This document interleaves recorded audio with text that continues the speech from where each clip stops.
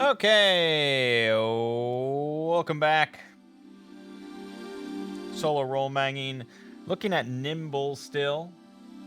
Last time we checked out a module written for basic fantasy RPG, very old school BX D&D sort of stuff, and it went fine. It's just it wasn't a very good module. So I wanted to look at one that was regarded as quite a bit better. And we're certainly not going to finish this or get anywhere close to it, but we'll get into it. And that is Shrine of the Jaguar Princess.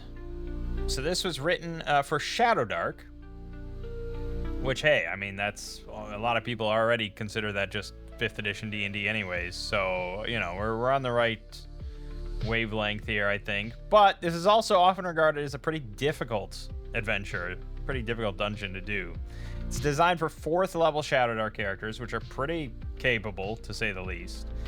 And so we're going to be modifying encounters almost certainly anyways, but just because we rarely do this sort of thing, I'm going to go ahead and level up my party to level 3 and see how it goes. I'm not going to change our equipment or anything like that. We're just going to pretend we made brand new level 3 characters with starting equipment. So, but, you know, that's going to be significant enough. So let's do that. Let's start with Brugar, Tuffle Fist. Level up. So he can roll his hit dice, a d12, in order to gain that much max HP, or he could take the average, which is 7, which is not a bad idea. I mean, unless we're pretty lucky. Are we really going to get more than 7 each time? I could end up kind of screwed here with like 24 hit points at level 3. Compared to 34 would be the average twice. Alright, we'll roll. Oh, you get to roll your hit dice with advantage. Oh, well then, boy, the average seems a lot worse then. Okay, and then we have a skill point. We can also shuffle some skills around. I'm not super worried about that, but we'll put it in a might because it's basic. Oh my god, okay, you rolled a 4 and a 2. Okay, well, that is what it is. So at level 2 then, a Berserker gets Intensifying Fury, which means if you're raging at the beginning of your turn, you get to roll a Fury die for free. Excellent.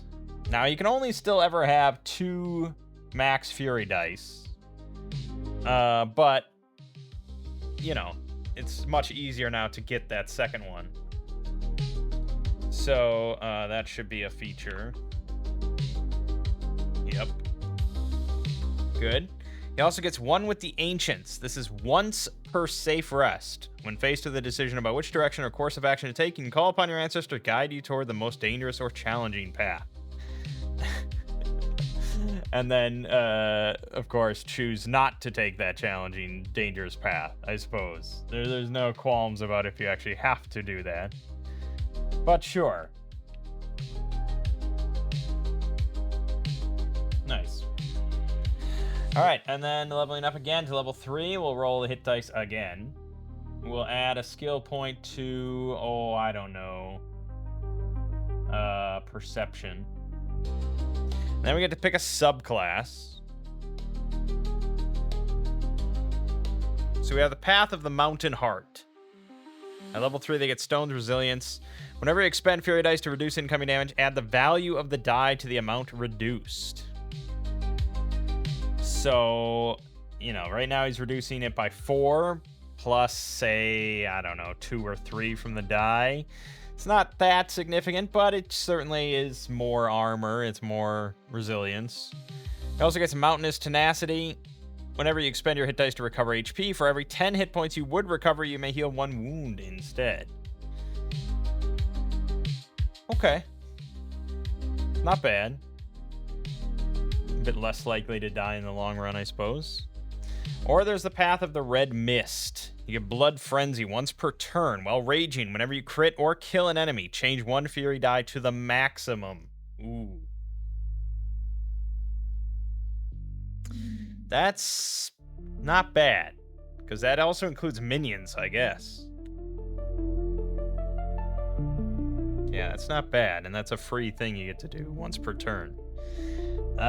Savage Awareness. Advantage on perception checks to notice or track down blood. You get Blind Sight 2 while raging. You ignore the blinded condition and can see through darkness and invisibility within that range. Alright, definitely a lesser feature, but yeah, Blood Frenzy's pretty good. So do we want more defense or more offense, I guess? Well, the best defense is a good offense. So we'll go Path of the Red Mist.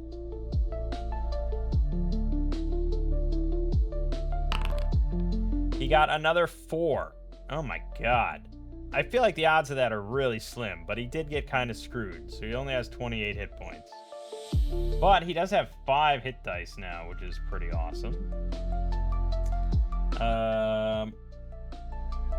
Okay, so he gets Blood Frenzy. And Savage Awareness. Class feature list here is going to get pretty intense.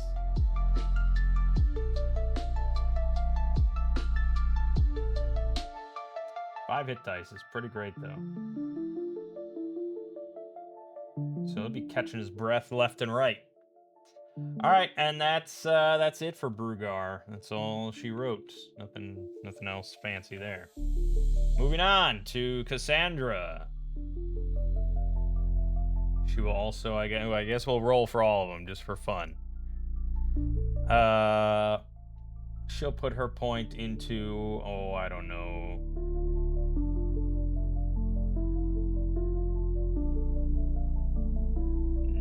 Naturecraft. All right, she got 6. That was the average, so she can't complain too much. At level 2, she gets mana. And she gets tier 1 radiant and necrotic spells, mana pool to cast these spells equal to her will times 3 plus her level. Yes, so that would be 8 at this point. And that recharges on a safe rest. So in a dungeon, out in the wilderness, camping sort of thing, mana's not going to be super easy to come by, but yeah. She also gets Life Binding Spirit as a special tier 1 radiant spell. So that means it costs 1 mana to cast. It allows you to summon a spirit companion that follows you and is immune to harm. It lasts until you cast the spell again, take a safe rest, or it heals a number of times equal to the mana spent summoning it. As an action, it can attack or heal a creature within reach 4 for 1d6 plus will. Also ignores armor. So that means at level 2, she can cast it, costs 1 mana, and it can heal once. But it can attack infinitely. It's immune to harm. And it specifically notes that because it shares an action pool with you, so you have to spend an action as Cassandra to have the spirit attack or heal, but it's a different creature than you, so it does not follow the same rushed attack penalty, and that's the big key. So that's an extra attack without disadvantage. It's not a huge attack, it's 1d6 plus 2, but still, that's pretty good. And it ignores armor. It's pretty good. So yeah, Life Binding Spirit is pretty juicy here.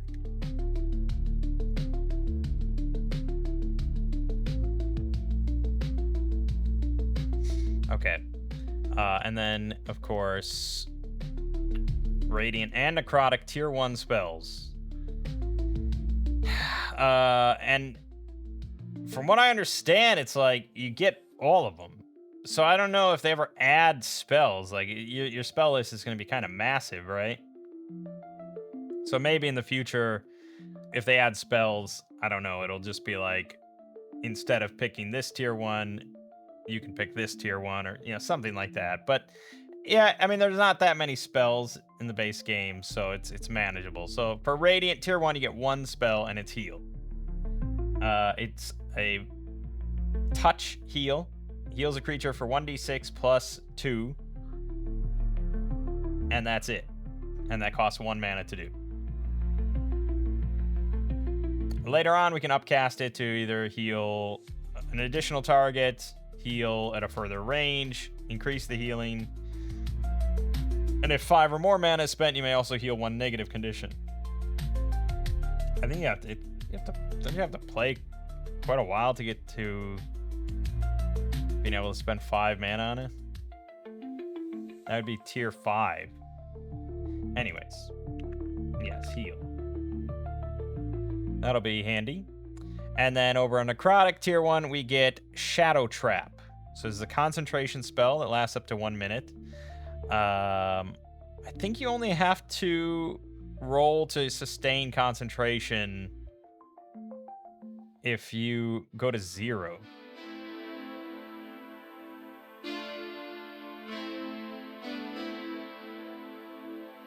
I don't remember where it discusses that. Somewhere. I recall somewhere. Concentration. You can only concentrate on one thing at a time. DC 10 strength save when crit or lose. Oh, it's when you're crit. Okay. Well, it's pretty unlikely. Most of the time. But anyways, yes. Concentration up to 1 minute. The next creature to move adjacent to you suffers 3d12 damage. If they're small or tiny, they're also restrained by shadowy tendrils for as long as you maintain concentration or until they escape.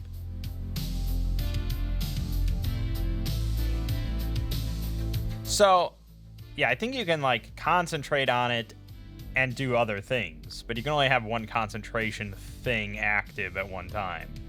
That's not really much of a concern at this point, though, because I only have one thing, and there's not that many concentration things anyways. So, yeah, Shadow Trap's a good opener, I suppose. They do have to move adjacent to you. You can't move adjacent to them, but still, it's pretty good. 3d12 damage on something that moves next to you that's not bad. But as I mentioned, we have it also costs 2 actions. Yeah, that's pretty significant too. And we have a limited mana pool of 8. But I do like mana. That is fun. Mana is fun. I mean, I grew up with mana, damn it. All right, let's level up again. Hit dice. We'll put a point into perception. And we have her subclass. Luminary of Mercy. You get merciful healing. When an effect caused by you heals a dying creature, they are healed for twice as much. And once per round, your life-binding spirit can act for free while you are dying. Or the once per round is for the heal.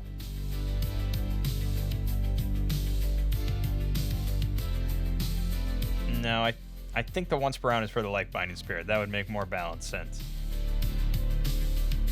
Life is beautiful. Harmful and lovely creatures such as butterflies and hummingbirds are attracted to your presence and often follow you. Flowers bloom more vibrantly in your presence. Oh, isn't that swell? Not really useful in this dungeon, though.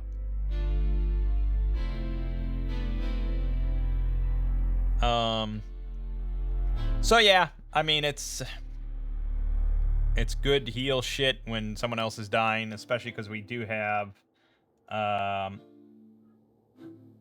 Searing Light, which heals 2d8 to a dying creature. So it's 2d8 times 2.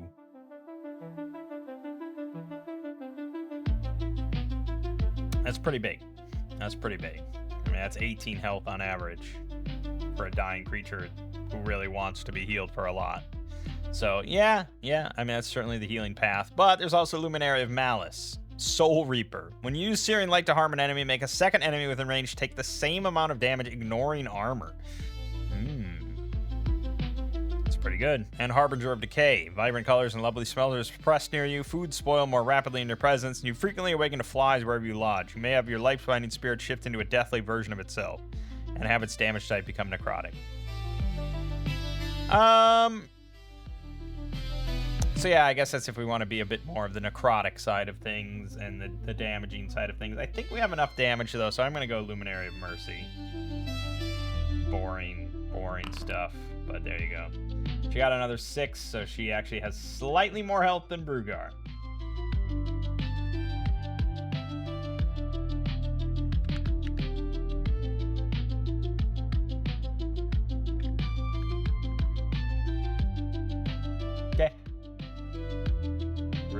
good, good, good. She has 9 mana now.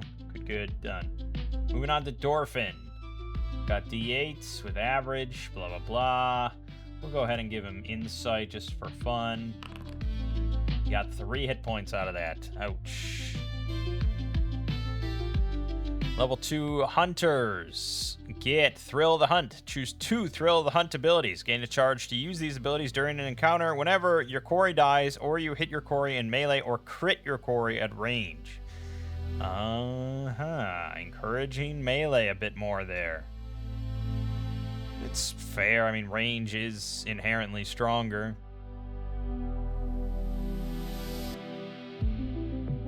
Okay. You also get Roll and Strike. Action, if you have no Thrill of the Hunt charges, move up to your speed toward your quarry. If you end adjacent to them, make a melee attack against them for free. Damn. Okay. Really encouraging melee then.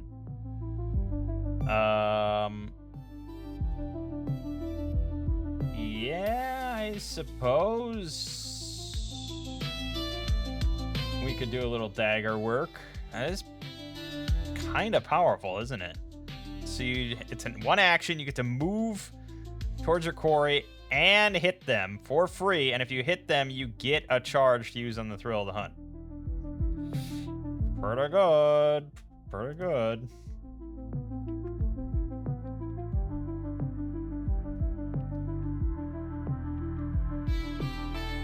So as far as Thrill of the Hunt, unless otherwise noted, each one costs 1 charge to use and cannot miss. Abilities that spend charges cannot generate new ones. Unused charges are lost when combat ends. And so this allows us to really sort of go a little bit more into melee or ranged or some more utility stuff. We can come get some to actually taunt a target. Decoy, when you defend, the attack misses instead, and you can move up to half your speed away. That's pretty good.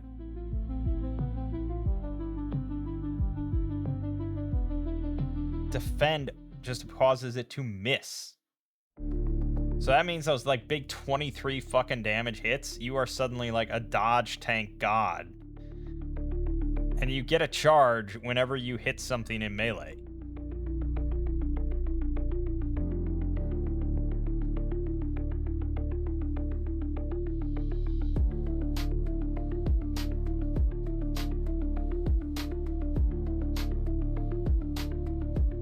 It doesn't say anything about a limit to the number of charges you have.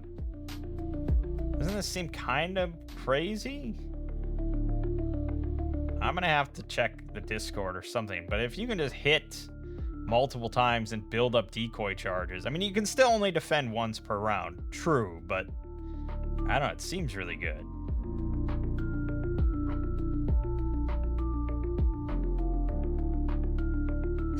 Oh my god.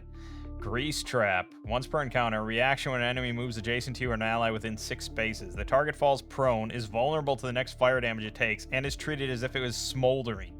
And combined with Professor Riffleskin and like the Ignite spell, you're talking like 4d10 damage doubled.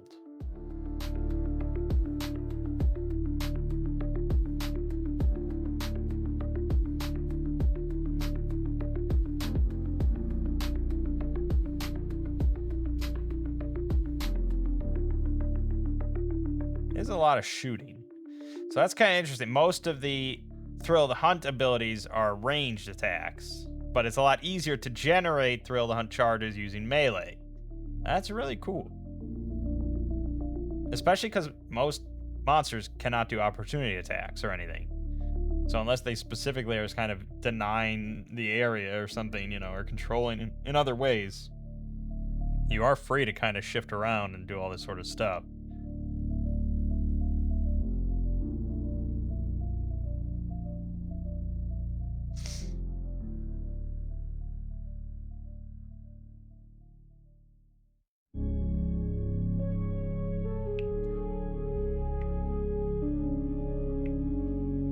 Okay.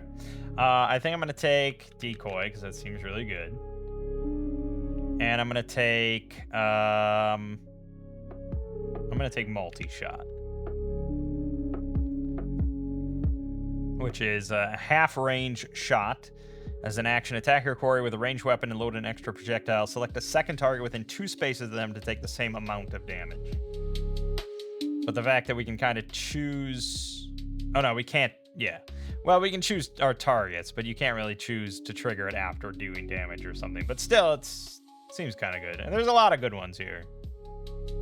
We'll go with that. And then that is going to be... level 3. We'll give him a point in Naturecraft, and then his subclass. So Beastmaster, I think, is not available in this thing. I think that's like it's found somewhere. I don't have it, but so we won't worry about that. I wouldn't probably pick it anyways. Shadow Path. You get Ambusher. When you roll initiative, you may use Hunter Mark for free and gain advantage on the first attack you make each encounter. That's true, because now Hunter's Mark is advantage on attacks against your quarry or +3 damage. It's pretty good. Skilled Tracker, advantage on all skill checks to track creatures. Skilled Navigator, you cannot become lost by non-magical means. Depending on the campaign, could be useless, but otherwise, yeah. Wild Heart, you get +5 max HP and upgrade your hit dice to D10s. And I have the high ground. When you roll initiative or gain 1 or more thrill, the hunt charges move up to half your speed for free, ignoring difficult terrain. Man, the combos here are pretty awesome then, because that means that you can hit something with your dagger in melee, get a charge, immediately move up to half your speed, which Dorfins is 7, so I don't know. Again, this feels like a roundup game. I don't know if it's ever... It probably is said somewhere.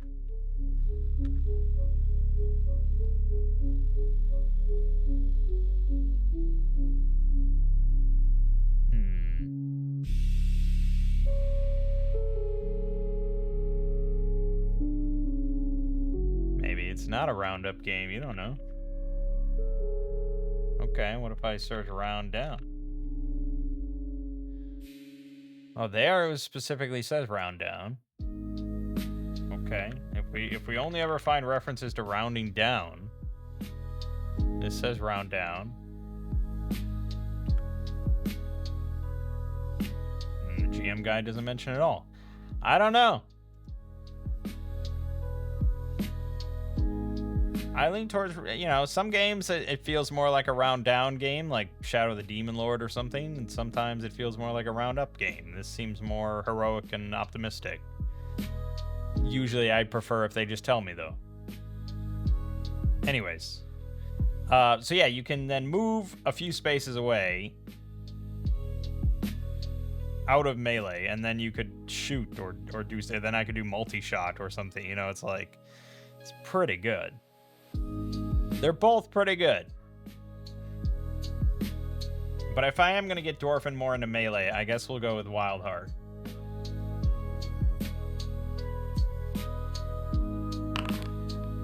He rolled a fucking double 1. Jesus. How the... Man, oh man, I got so screwed with rolling with advantage. This is crazy. Okay. It's not counting his extra 5. Unless, no, it's not going to count his extra 5. So we'll do that ourselves and bump him to 22. Crazy. And the hit dice have been upgraded to D10.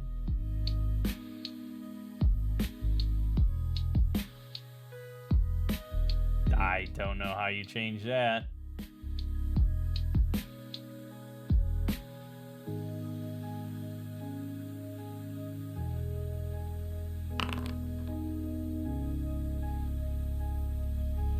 Yeah.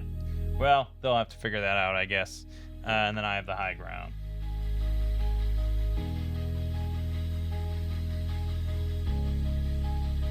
Okay. And lastly, we have Professor Riffleskin, who's just going to take the fucking average. I'm done with it. I'm done with it. I'm going to put a point into lore. Okay. Level 2 mage. He also gets mana. Int times 3 plus his level. So he has a lot of mana. He's going to have 12 mana at level 3. He gets tier 1 fire, ice, and lightning spells. And talented researcher, advantage on the arcana or lore checks when you have access to a large amount of books and time to study them. Nice.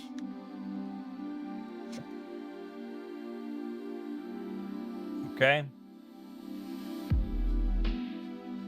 So he gets Ignite. This is the beauty.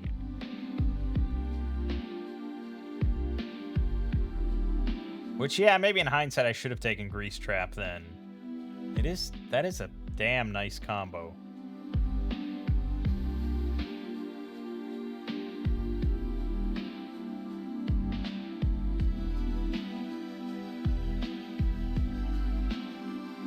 Yeah, fuck it.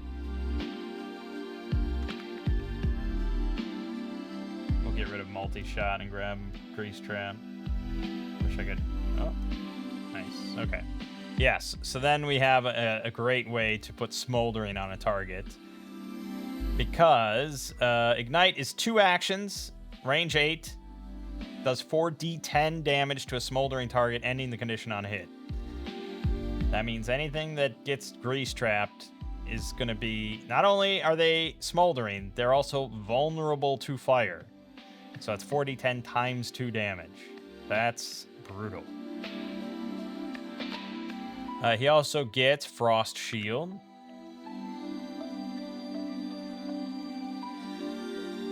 Which is... When attacked, as a reaction, gain 2 times key temporary hit points and defend for free. The ice melts and these temp HP are lost at the start of your next turn.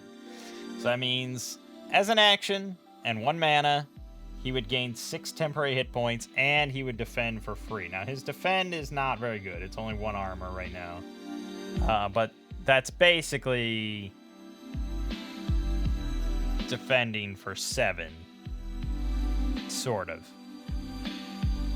Which is pretty good. So it's a nice thing to have in your arsenal. And then for lightning spells, we have Arc Lightning. This is 2 actions, much like Ignite. 12 range, 3d8 damage. The bolt also damages the next closest creature to your target. On a miss, the lightning fails to find ground and strikes you instead. Ouch.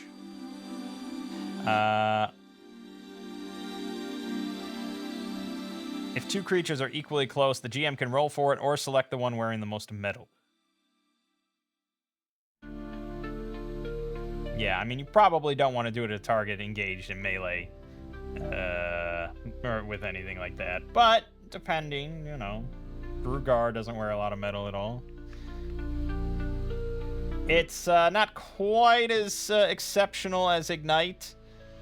But it's certainly much more reliable and could definitely blast a couple archers in the back or something. Not bad. Alright, and then level up again. Take the average. We'll throw it into Perception. And we have Invoker of Chaos. Level 3, Force of Chaos. Whenever you cast a spell, you can choose to spend 1 less mana. Whenever you do this, and whenever you crit, invoke Chaos, roll on the Chaos table. What's the Chaos table? It's a secret for the GM only. Suffice it to say, rolling a 1 is really bad, rolling a 20 is awesome. So whenever you do that, whenever you spend 1 less mana to cast a spell, and separately, whenever you crit on anything, you have to invoke Chaos. I am a GM. I want to know. So let's look at the Chaos table. So it's a D20 table. A 1 is an elemental eruption. Creatures within 6 spaces of you must make a dex save or take int. Whew. So that would be 3d10 fire damage on a failure, half on save. You fail the save. So Professor Riffleskin, no matter what, takes 3d10 fire damage. Ouch. Backfire, you suffer a wound. The spell you cast also targets you or an enemy if it was a beneficial spell. You polymorph into a cute squirrel until you take damage. Your top priority is to find acorns. Various other things. Fall prone, blah, blah, blah. The last spell you cast is cast again for free against a random target.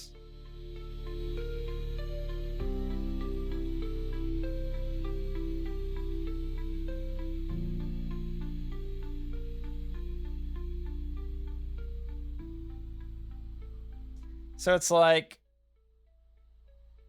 it ranges from really, really bad to really good, and then a lot of it's just kind of like, sort of leans towards negative. Yeah, I mean, it's hard to say. It's chaos. It's certainly chaotic. Hard to say.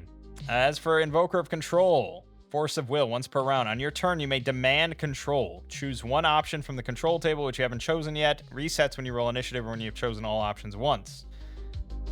Control table. You can cast a cantrip for free, ignoring all disadvantage, and it cannot miss.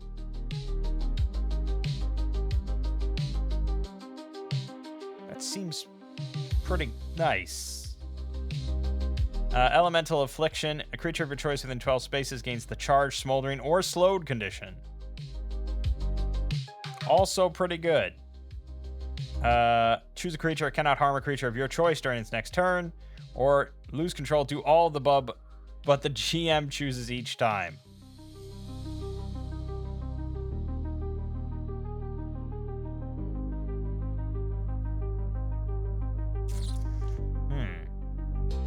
Yeesh.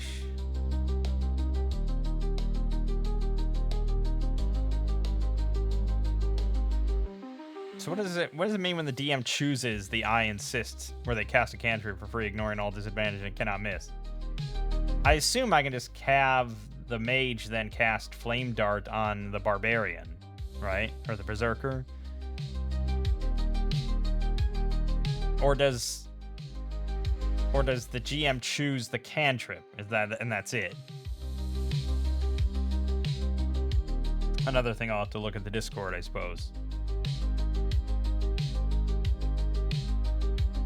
Deny Fate. Whenever you miss with a spell or an effect you cause is saved against, you must demand control. Okay. Okay, so they both got a little bit of chaos in there, which, it's fair. The mage, it's hard to be total harness of all, especially level 3. Maybe a level 15 Invoker of Control is a little bit more in control of stuff, but it's hard to say. Okay, we'll go with Invoker of Control then. Seems a little bit... Well... Nah, fuck it. This is a one-off thing. Let's just do the chaos. Okay. 18 hit point. And then, we also get Elemental Mastery. Learn the utility spells from one spell school you know. Okay.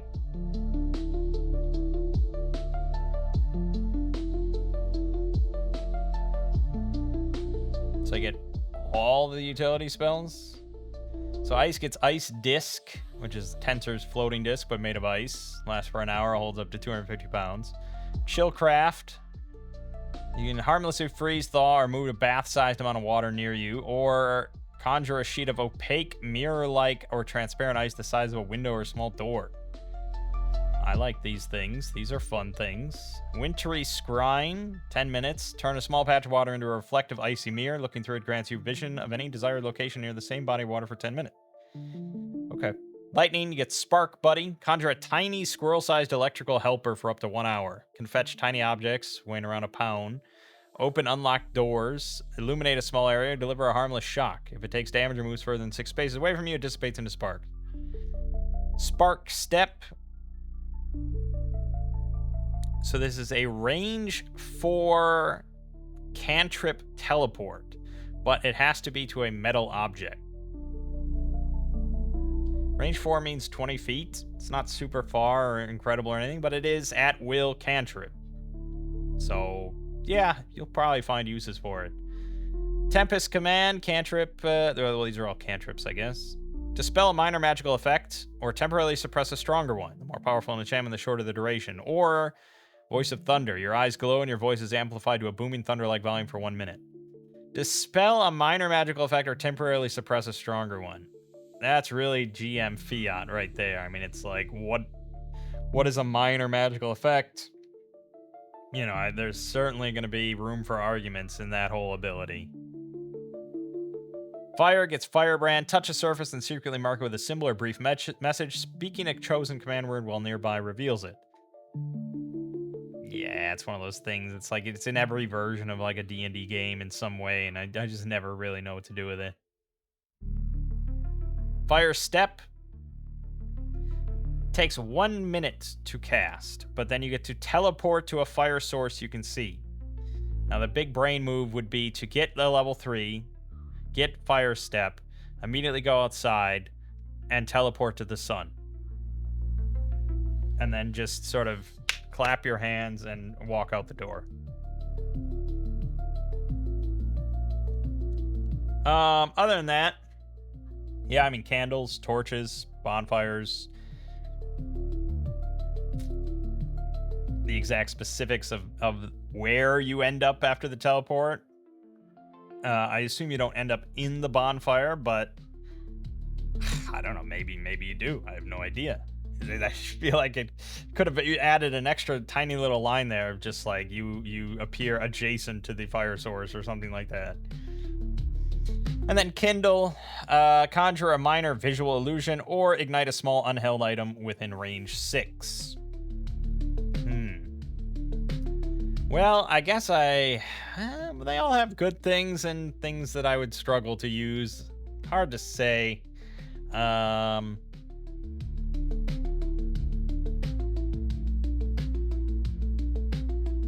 guess we'll go with fire. I like fire.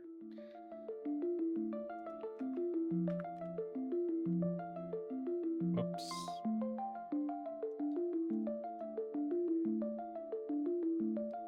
Firebrand, Fire Step, so many spells. And Kindle. Amazon Kindle, baby. Okay, he's got a big spell list now. All right, are we finally ready to commence then? I think so. I think we can begin. That was the leveling up process.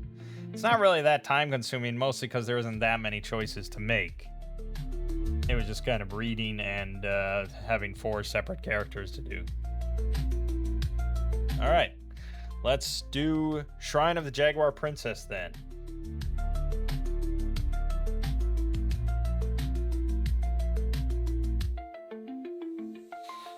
Those who sail merchant vessels along the civilized waterways of the Hyborian kingdoms all speak of one pirate who fills them with terror, the Queen of the Black Coast. Renowned for her cunning and infamous for her cruelty, the Corsair Queen's flag spells death for all unfortunate enough to spy it on the horizon.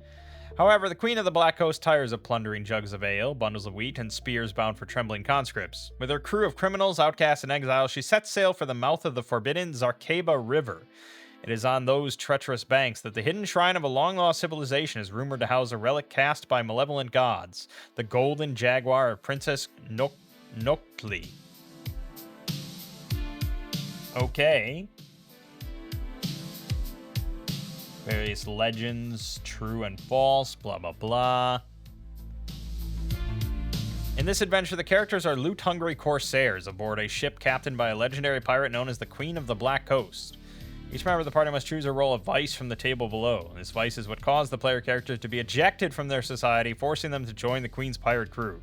A character's chosen vice makes them more susceptible to certain dangers in the shrine. The bottle, the boudoir, the feast, or the pipe. Sure. I guess we'll just go down the line then. Brugar has the bottle. Cassandra has the boudoir. Dorfin the feast. And Professor Riffleskin the pipe. In addition, each character is driven by greed for a particular category of treasure. This is very interesting. This is like an all-encompassing sort of experience then, you know. This is not like most adventures in old school stuff here. It's usually designed to be just modular. It's designed to be socketed into any kind of campaign. With some exceptions, of course, but that's often the case. You just grab any old dungeon and throw it in. This, they're really designing it for, this is a crafted experience that you design your characters for.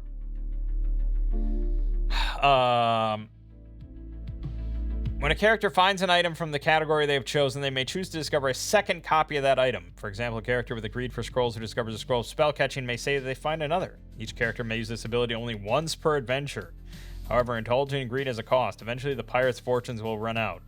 Each time a character indulges their greed to create a duplicate of an item they just found, each member of the party takes a cumulative -2 penalty to all checks to resist monster special attacks or trap effects. Well, I could see someone really fucking over the party then. You can only do it once per adventure, but yeah. The delve begins with the player characters being chased through the jungle by furious warriors in jaguar masks. When they approach the shrine, an imposing ziggurat in a steamy jungle clearing, they fall through a sinkhole into Area 1. Again, I really like just in media res. How did we get into the jungle? How did we get chased by furious warriors? It doesn't matter, you know. You're there. You're doing it. It's happening. You fall through the sinkhole. Poison gas. The lower chambers of the ziggurat are filled with poisonous gas the color of jade. This gas is the first thing the characters sense when they regain consciousness after tumbling down the sinkhole. Every 30 minutes of real time, the GM gains a poison gas token. The GM also gains poison gas tokens when instructed to by the text. Poison gas token. In certain situations, the GM may spend poison gas tokens to cause some harmful effect for a character. You start with 3 poison gas tokens.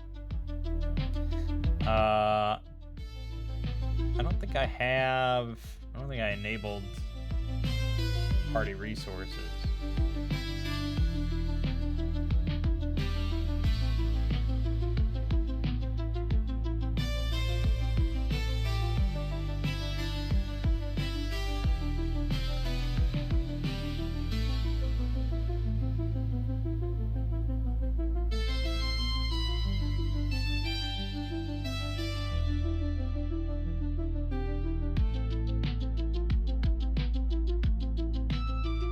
Cool. No, not the D&D 5e skeleton.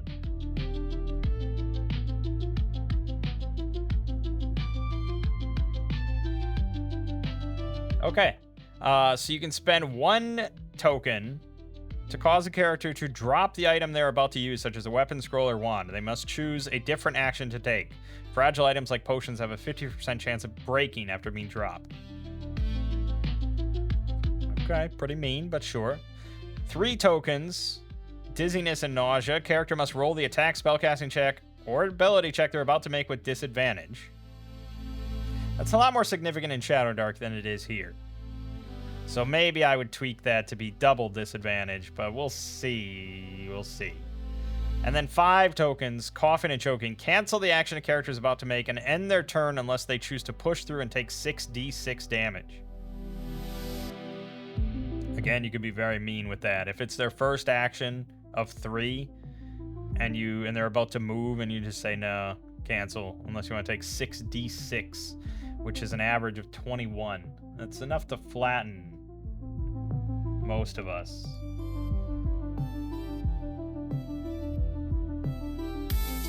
Well, or get pretty close. It's not kind, but yeah. Random encounters. It's a D4 list, and we have our dungeon. So we tumbled into this area, the Clay Warrior Gallery. Characters regain senses atop a heap of debris. All is silent except rattling of fast falling pebbles and their own breathing. There's rows of clay statues, each depicting an 8-foot-tall warrior woman. Stylized wooden jaguar masks, feathered clay spears, and loincloths.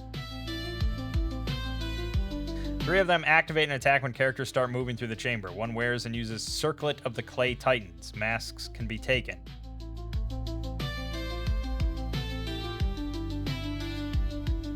Okay. Well, we do have torches. Professor Riffleskin has torches. So we light one of those to get our bearings. And we see just, yeah, rows of clay statues. A lot of them. So we're kind of surrounded by like 28 clay statues. And we can see the set of double doors to the north. There isn't really much use in like trying to attack them or anything like that. I mean, maybe we would attack the closest one, but the odds of that being the one that's real is unlikely.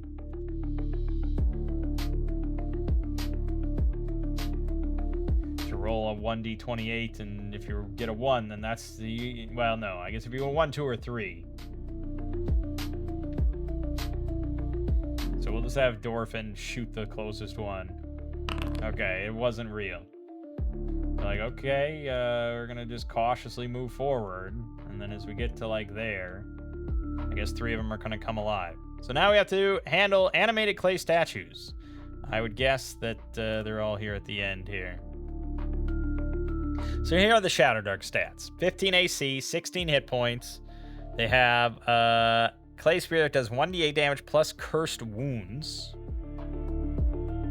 Which means damage dealt by the statue cannot be healed until the victim escapes the poison gas filling the catacombs. That's rough.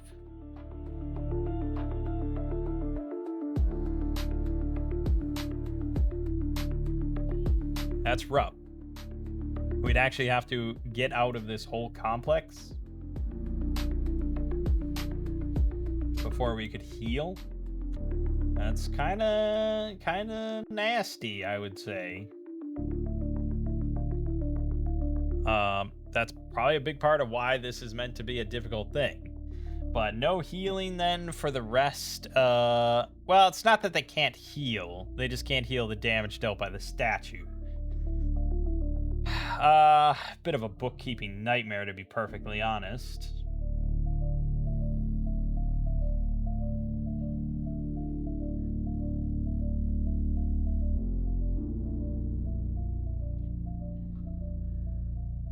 Yeah, okay. We'll roll with it. They're also immune to charm, poison, sleep, and morale checks. Right. So for our purposes, I would say medium armor, 16 hit points.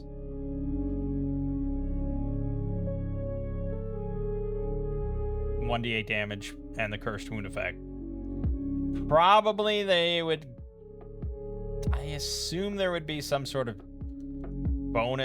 damage bonus applied instead of just straight. I think almost everything, except for some level, like 1/4 stuff.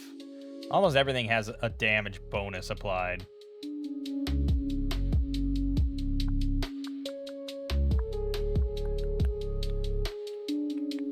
So, assuming these would be like level 3 creatures. Oh my god, look at the Spectre. 1d4 damage, but if it does damage, sets your HP to 0. Yikes. That's brutal. Yeah,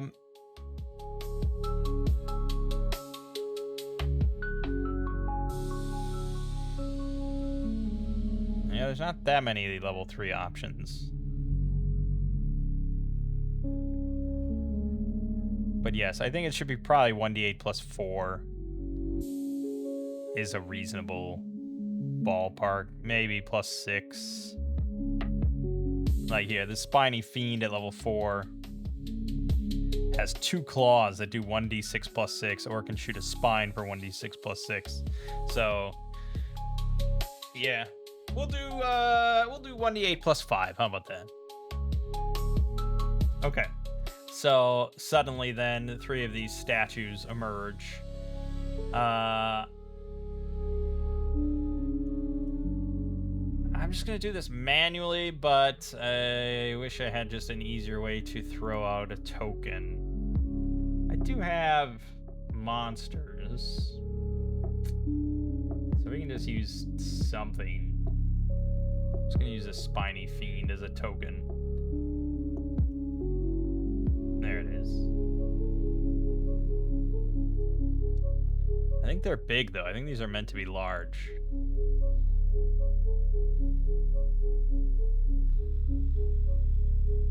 Doesn't say here, but these are 10-foot squares. I put in the 5-foot grid to make it easier for myself. But if these are meant to represent the statues, then yeah, then I suppose.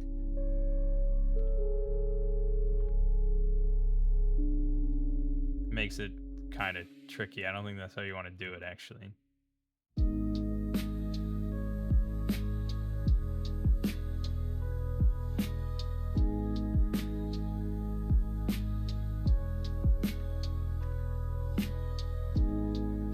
That's how you want to do it.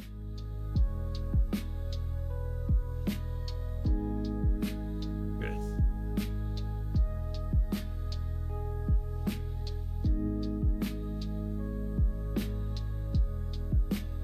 I know. Takes a while.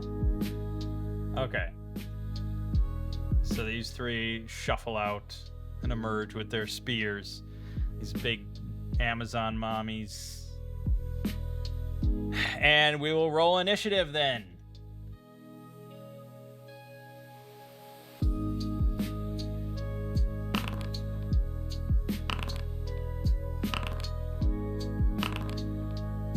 Alrighty. Cassandra's the only one to get 3. That's fine. That's fine. Brugar got 2 though, so that's good. He can't rage if he wants to attack, and of course he would like to attack, so he's probably just gonna move and swing.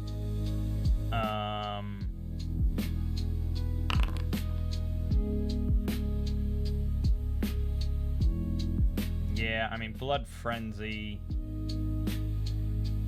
Yeah, you know, it's hard to say. See, he misses out on a lot of stuff if he's not raging.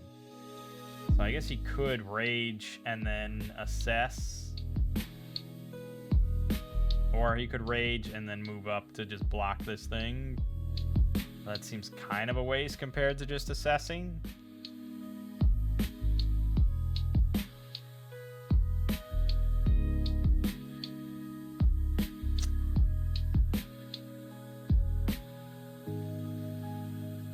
Okay. Yeah, he's gonna rage. Alright, so for 3.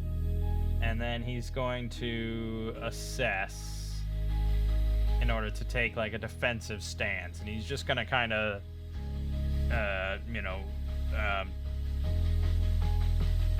just sort of take on a very defensive stance and try to just weather the blows. So we're gonna have him roll a might check. Okay, so he failed. So he does not get that benefit, and that's the end of his turn. But now he's up to 3. Cassandra, you have spells now. Mostly healing stuff, but you could throw out Shadow Trap, which is not a bad idea. 3d12 damage is pretty juicy, and these things seem kind of scary. So, yeah, she's gonna spend 1 mana. It's not a roll, so you don't have to roll. So I don't know how you can just cast it without rolling. Okay, it wasn't a roll. Alright, it did it properly. Yeah, okay. Alright, anyways, so she's concentrating on that. The next creature to move adjacent to her suffers 3d12 damage. She has 1 action left. I think probably give True Strike to Dorfin.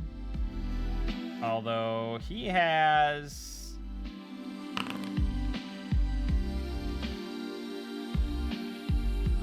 No, so he has throw the high... Oh yeah, roll and strike. He go probably have the high ground.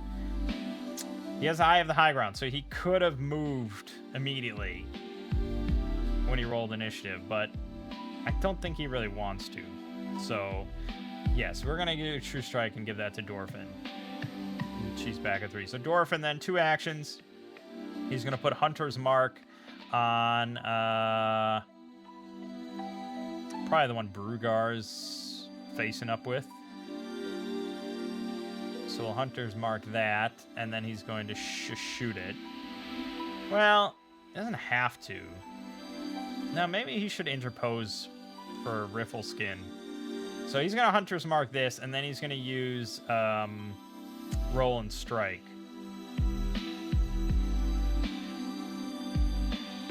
Yes, which allows him to make a melee attack for free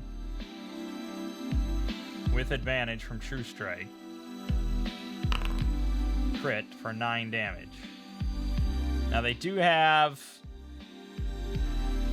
Fuck, and now that went away. They have medium armor.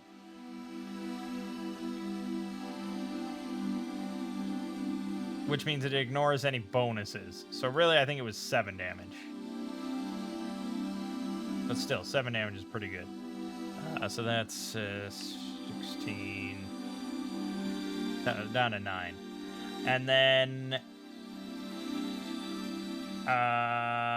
after gaining a charge, which again, there isn't really a good way for him to keep track of how many charges he has, or if there's a limit, I have no idea. So then after he gains a Thrill of the Hunt charge, he can then move up to half his speed for free, ignoring difficult terrain, if he wants. But I think he doesn't actually want to. Because I think he does want to be in melee here to protect Riffle Skin. So I think he's just going to then use his second action to just make another dagger strike with disadvantage. Okay, and that was a miss. Okay, and then finally we have Riffle Skin, who, we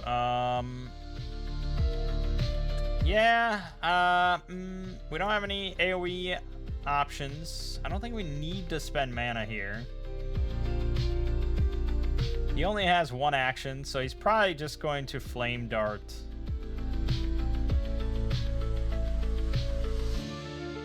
Yeah, probably just Flame Dart this one here.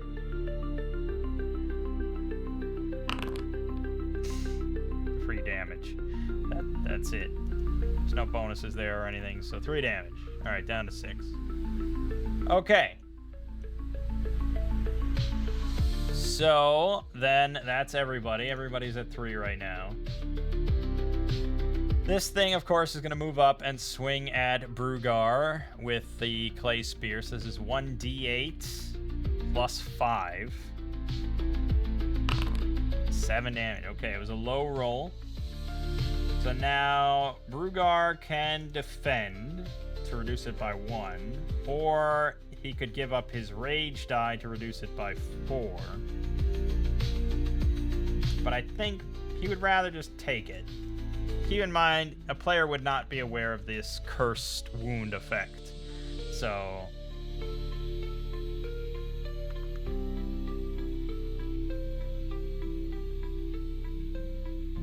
yeah. This one is just going to attack Dorfin. So it's the same roll against Dorfin. Dorfin has that charge, which he's going to use with Decoy. So he has to defend, which does cost him an action. But now he can move, say, to here. And the attack misses him completely. It's beautiful. Okay. Technically, this creature does have...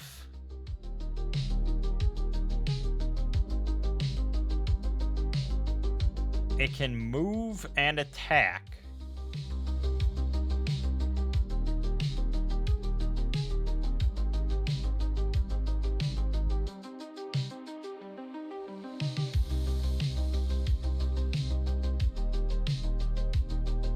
I'm not quite sure where it talked about that.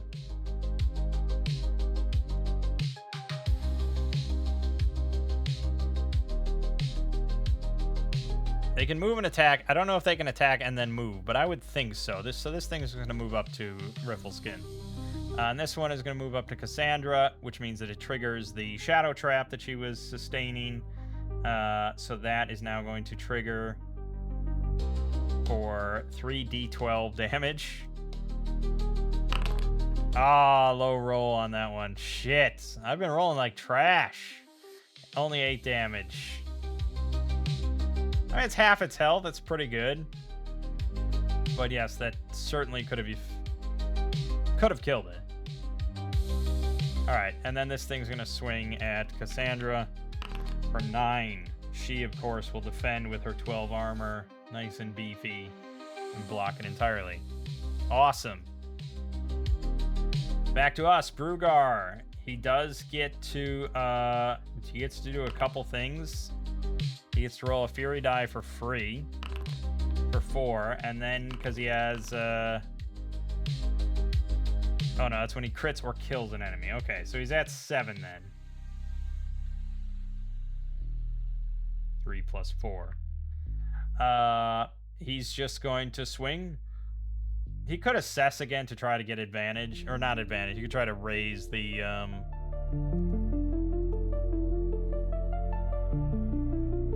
increase the next primary die roll against the target by 1 this round. He could. I mean, he's probably not going to attack 3 times, right? And this thing's at full health. So, yes, I guess he'll try to assess this bastard guy. And he's just going to...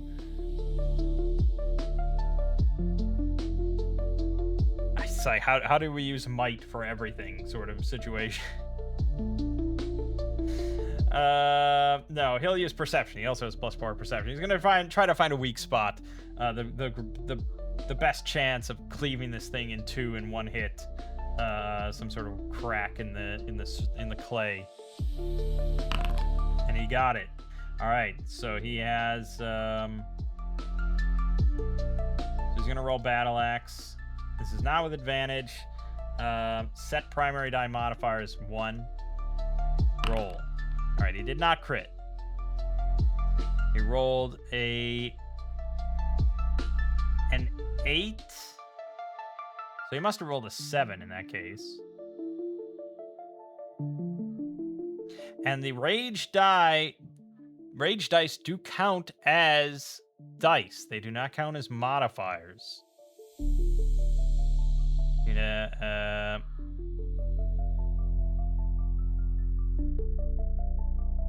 Fury dice are dice when calculating damage for monster armor. So that means that he does 8 plus 7 for 15 damage, bringing this thing down to 1. Yeah, they're probably a little underpowered here, but fuck it. Yeah, this is still all me learning about what's balanced and stuff like that. And we're also just using a Shadow Dark monster mostly as written. Well, sort of. I mean, everything's just stats at the end of the day. All right, he's got 1 action left. He's going to try to swing again with disadvantage. And he misses. So that is it for him. Bummer.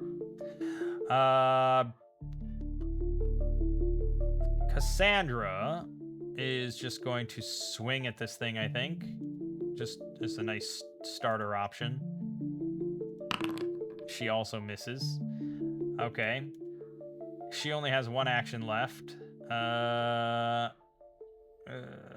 Well, there is...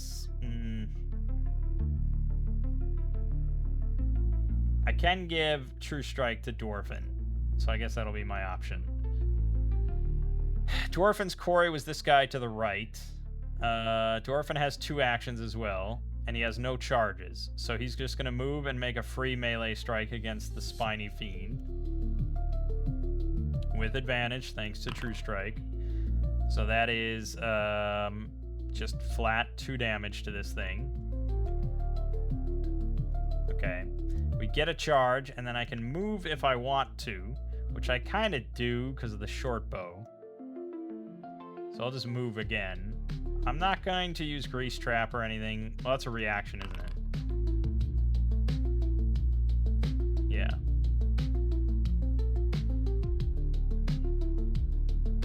Would be handy, but no. So I've done 0 actions. No, I've done 1 action so far. Yeah, Roll and Strike was 1 action.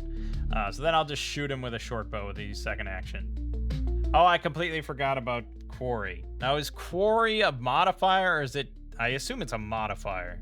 Right, so against medium armor, it is strictly worse. Okay, so I should have actually had, like, 2 advantage against him but whatever. So we're gonna shoot the short bow. Disadvantage cancels out by advantage. It's a straight roll. Boom, baby. So I rolled a 6 and a 1. So that means I did 7 damage to this thing, and that kills it. Okay. Well, you know, it's our first time experimenting with armor at the very least, so that's helpful. Then we have Riffleskin, who has all 3 actions. Cocklock, ready to rock.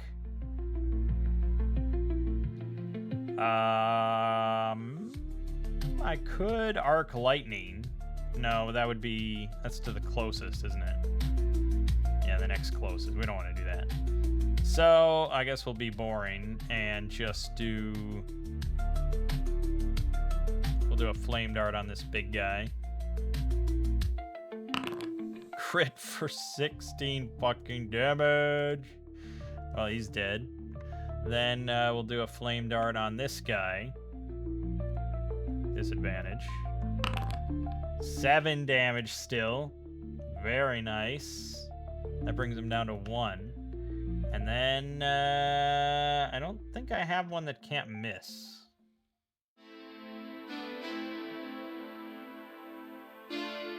No. So we'll just hope for the best. Miss. All right, last one. It's not going to run or anything, so it's just going to attack Cassandra. The thing is, like, unless he rolls really fucking well and crits, she can almost certainly defend against this. Yep. So she defends. It's our turn again, and this is basically over. Done. All right. Well, there you have it. Now that was, yes, I would say that was an undertuned battle. I wasn't sure, and yeah, the Cursed Wound is pretty annoying, but already you can see at level 3, like, we have a lot of options. And this has nothing to do, like, keep in mind, this has nothing to do with the dungeon at all, right? This is the first room, and it's just a combat. So this was more just me not balancing the combat, which is a whole other discussion. I mean, I could have looked on the D&D for, like, an animated statue or something to maybe get something more appropriate. I can't even look at that, of course. Why would I be able to? Why would I be allowed to look at anything? I bet if I go to what is it? D&D 5e Tools or whatever. Yeah, 5e Tools. This has everything on it.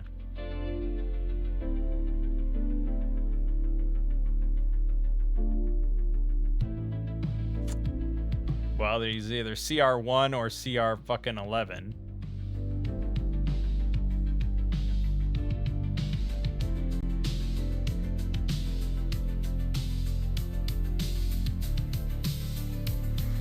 So here's the CR1. This has 18 AC, which is arguably heavy armor. 33 hit points, which is more than double what we just fought. They're immune to everything. And they get to make 2 attacks each turn for 1d6 plus 2 bludgeoning damage.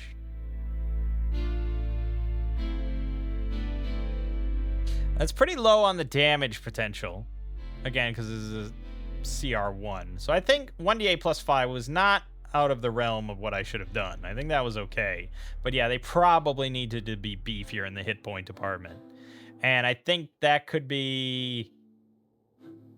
Because let's just go back to the GMG and just look at some other monsters at higher levels and stuff. So, yeah, I mean, you can see like a Goblin Rat Rider has 30 hit points. A Bandit Captain has 36 hit points. Bandit Mage has 41 hit points. And these are level 4 creatures here. A Bandit Assassin level 2 has 24 hit points. So I set the hit point way too low. It should have been a lot higher. A Medium Mimic at level 6 has 79 hit points. The Greater Sturge at level 6 has 60 hit points. The Elder Ooze at level 12 has 150 hit points. Blue Drake level 2 has 34 hit points. I do think probably, and if we look at the builder here, so a monster level 3 should have, with medium armor, 33 hit points. Yes, that is correct. So I should have doubled all their hit points, and that would have done it. Also, it says for an attack for sample dice, 1d8 plus 4. Okay, so it was a little high, but in the end, it didn't really matter. But if they kept fighting, or if there was more of them, you know, for level 3, we should have fought 4 of them to have, like, a good, kind of tougher battle. Yeah. And the CR equivalent for a level 3 monster is 1. So, yes. This animated drow statue with medium armor is not that far off from a viable thing. Yeah, I think that is actually fairly viable for us. We could have fought 3 or 4 of those. Okay, anyways, let's move on.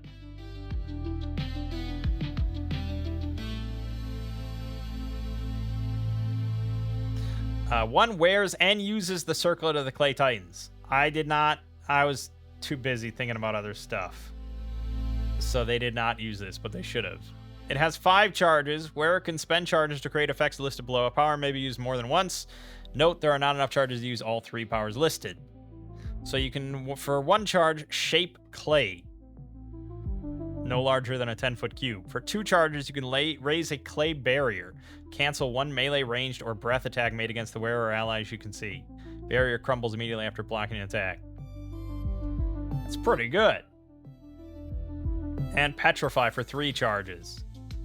Victim is turned to hard clay. They are entitled to a DC 15 con check at the end of each of their turns to return to normal. Yeah, had we used that, it would have changed things quite a bit.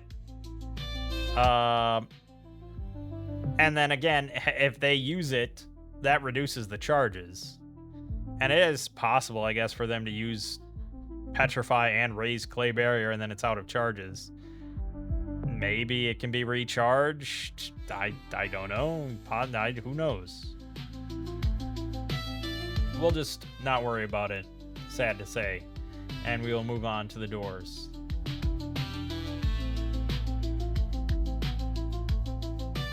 I also didn't use any of the gas tokens, but I'm juggling a lot of shit here, all right? Give me a break. So we're gonna move through the doors, these big doors. It's a long passageway that stretches seemingly endlessly into darkness.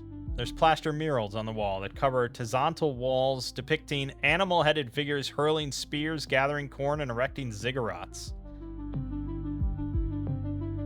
Halfway through, there's a cave-in that blocks the passageway to the east. We see a corpse with a skull coated in melted gold, half buried in the rubble. Worth 20 gold pieces. Now that's Shadow Dark money.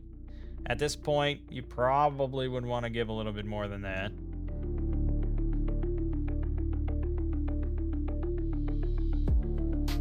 If they're going to take a skull that's covered in melted gold. Probably 200 gold. There's also hundreds of small octagonal cubbyholes set into the murals, each displaying a bundle wrapped in corn husks and tied with golden thread.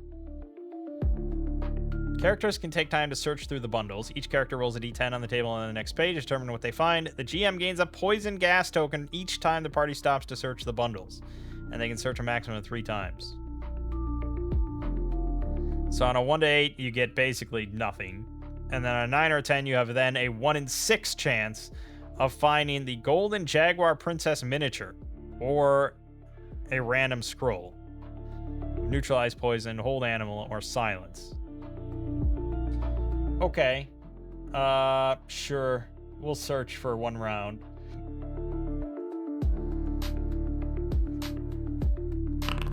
Nothing. Nothing. Nothing. Nothing. Okay, moving on. Moving up to the next set of doors.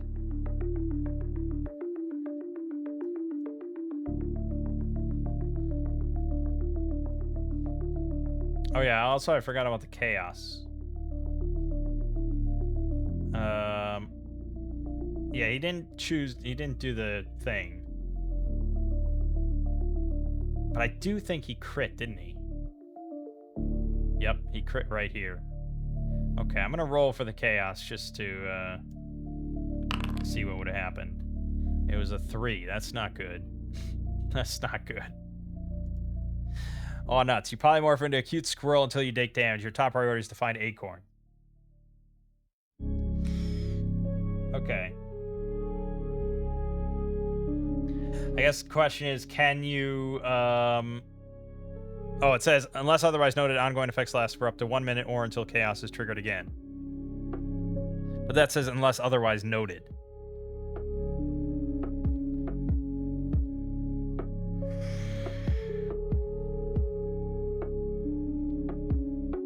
Well, which one of them is going to have an ongoing effect that isn't noted?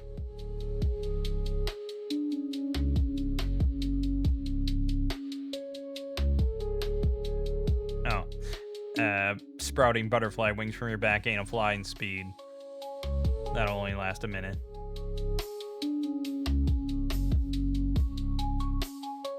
Summon ether lanes for 1 minute. Graviturgical, great. Yeah, okay, fine. Alright, so he has to take damage. So I guess Brugar is just going to try to bonk him on the head.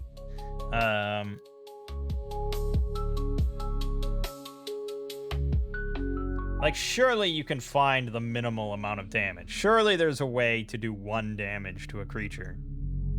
Like, just, it's a little squirrel. You just kind of, like, flick it in the skull or something, right? Like, that's a damage.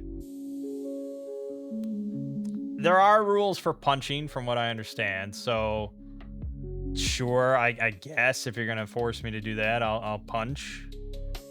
But it's a squirrel, so it seems a little much. So it's a 1d4, and then if you don't roll a 1, you deal 1 plus your strength damage.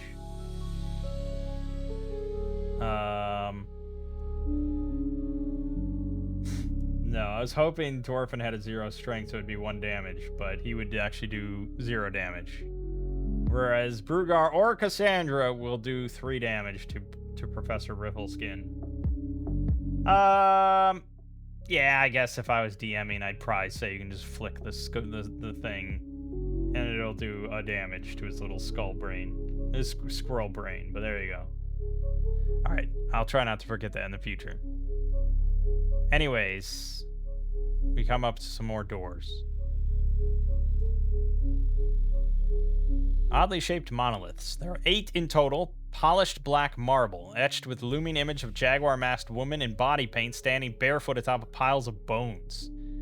There's also a brazier burning with heatless pale flame at the north end of chamber.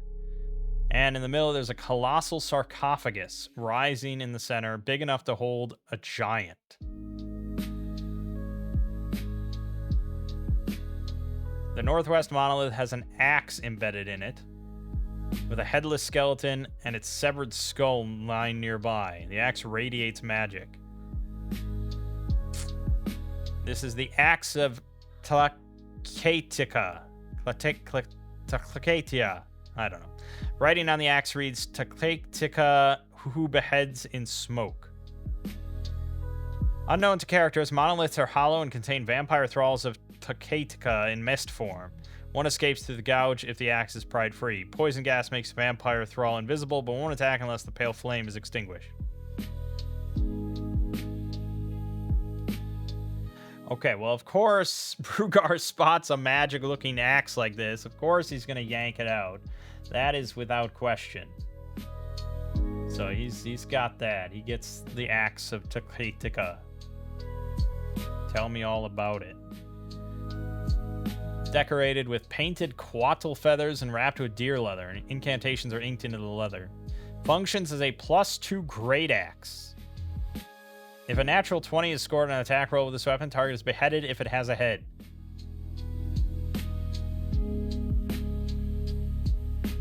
Also, wielder can cast the following spells each once: Fireball, Knock, and Telekinesis.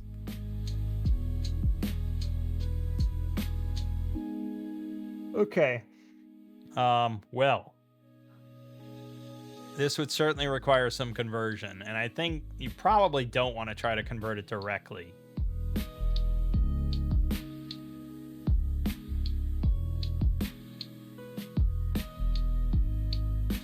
So instead, we probably would just look at the GM guide under, no, not the GM guide, the core rules, magical items. Because there's like a weapon of slain. There's a weapon of animosity.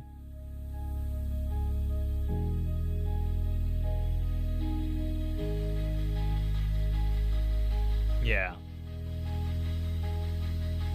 I'd probably just make it a weapon of animosity. Great acts of animosity.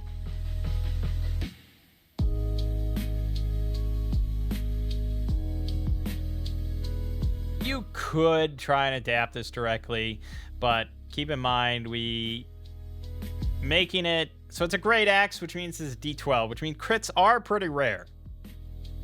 But beheading something automatically in Shadowdark is quite a bit different than beheading something automatically in like a heroic fantasy game, where combat is a bigger aspect. Creatures tend to have more hit points. You know, fights tend to go on a bit longer, and being able to just casually behead, especially because who knows, giving something out like that, and then it's like, you know, you can have other characters give him advantage. You can have, there's maybe abilities that just give like auto crits once in a while. Like, who knows? And being able to just say like, yep, he's beheaded, fuck you. That's probably a little bit too much. But you could, if you want. As for the +2, yeah, you could have it just add flat 2 damage. I imagine that's within the purview of Nimble, and the developers are aware that that's going to be something that comes up from time to time, especially if you're adapting other material. They don't include it at all in the rulebook here. Like +1 armor and +1 weapons.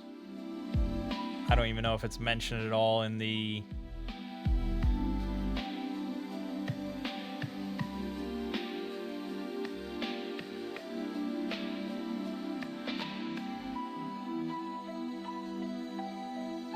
Yeah.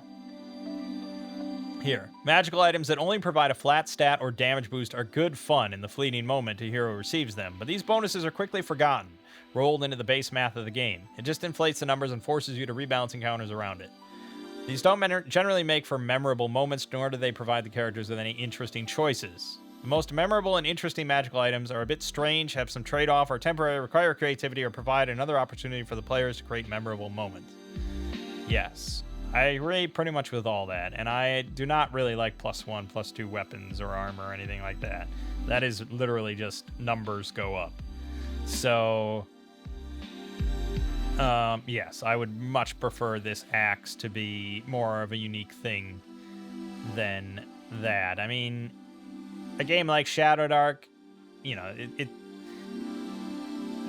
for Shadowdark, it is what it is, because it's like, numbers are helpful. They're damn helpful, but you don't want it to just be a +2 great axe, so they also roll in these other extra things. There's no downsides at all to this axe. It's purely beneficial. But for Nimble, I don't think we want any numerical bonuses, because the numbers are all pretty consistently where they should be to start with. So we don't really need to muck with them at all with stuff that adds, and that's again why the core rules doesn't mention anything like that.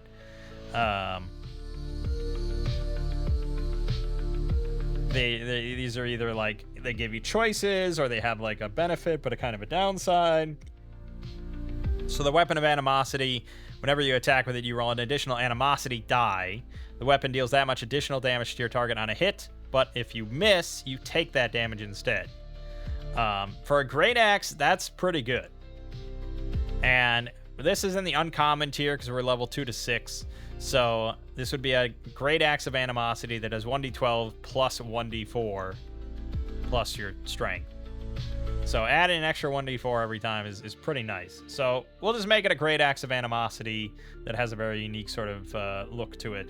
As for the spell aspects, yeah, I mean, you could just take like a few fire spells and just slap it on as like one-use stuff.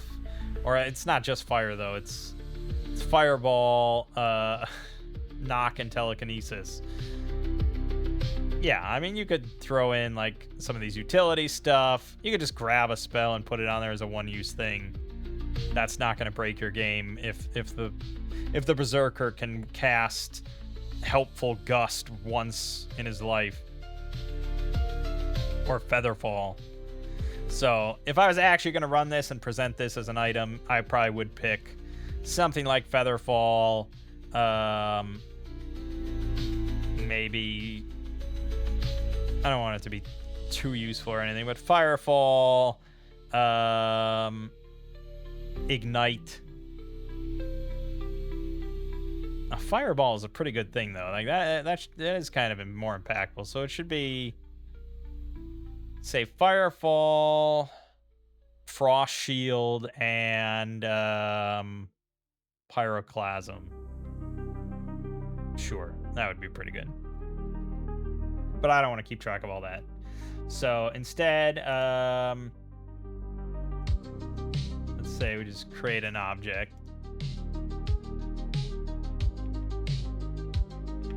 The Axe of Tukhetika. And let's see. This would be a weapon.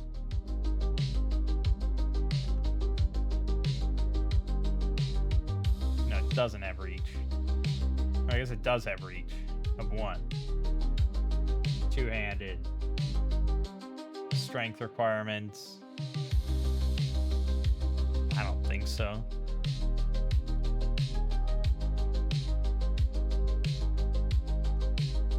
Damage. 1d12 plus 1d4 plus.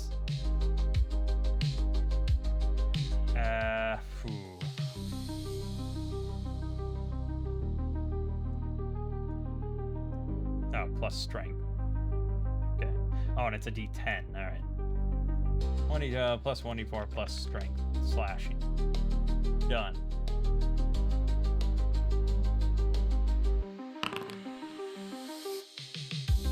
Nope. Did not work. Okay.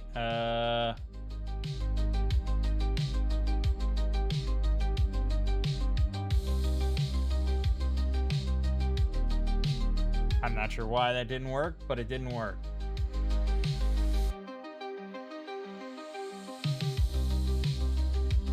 Ah, 1d10. Well, that still doesn't explain why I didn't add the 1d4, but sure. There it is. 6 plus 4 plus 2, 12 damage. Boom. But if it ever, if I miss, then I add that d4 to, I take that d4 as damage.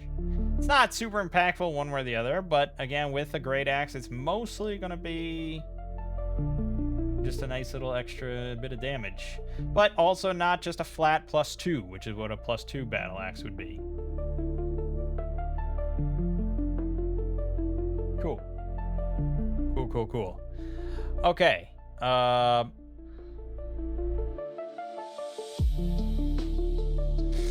I don't know if we would have... It says that one escapes through the gouge in mist form, but the poison gas makes the vampire thrall invisible. So this whole place is filled with this sort of like green haze, so we wouldn't really notice anything.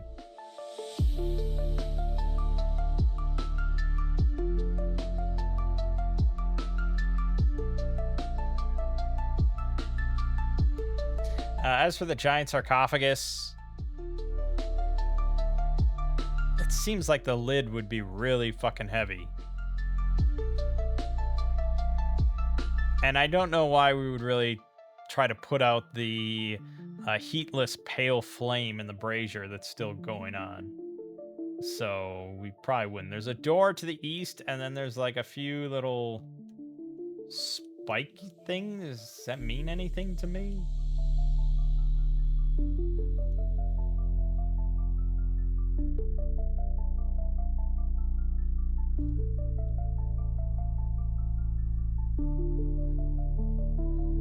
It's just rubble? I guess it's just rubble. So there's just rubble to the west that we can walk over, or a door. I like to go numerically, so we will head across the rubble.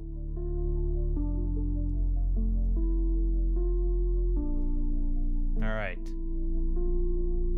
There's a diamond-shaped pool. This probably should be at 5 as well. A diamond-shaped pool framed by polished ochre marble. Water has a perfume scent despite being centuries old. There's clay bottles, oils, bowls sitting along the rim of the pool, and mosaics featuring a dark-haired woman sending corn husk mummified bodies over the waterfall in canoes.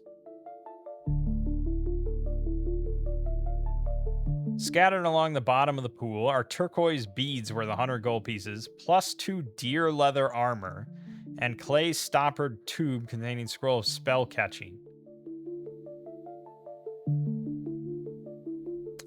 Now I notice that the deer leather armor does not. Oh, it is here. Boom. Okay. So it's +2 to AC, and once per moon cycle, you may detect the most suitable candidate for a sacrifice within 10 miles.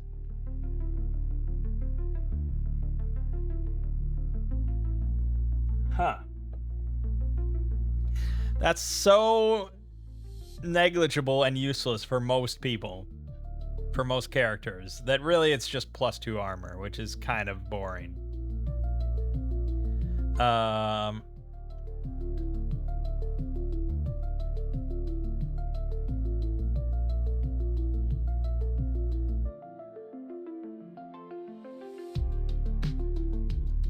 Clay barrels contain symbol inked corn husk wrappings and jars of paste.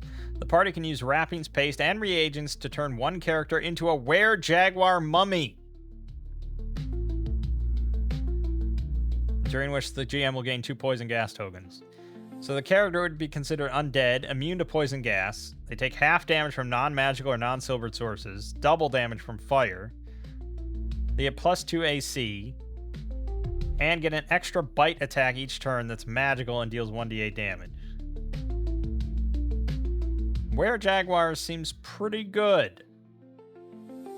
I don't know exactly how you were meant to know that you could do that as a party. Unless it mentions somewhere on here some, like... There must be some literature. It says, hey, you could use this shit. Otherwise, I can't imagine a party being like, oh, I bet we could use this stuff to turn into a were-jaguar.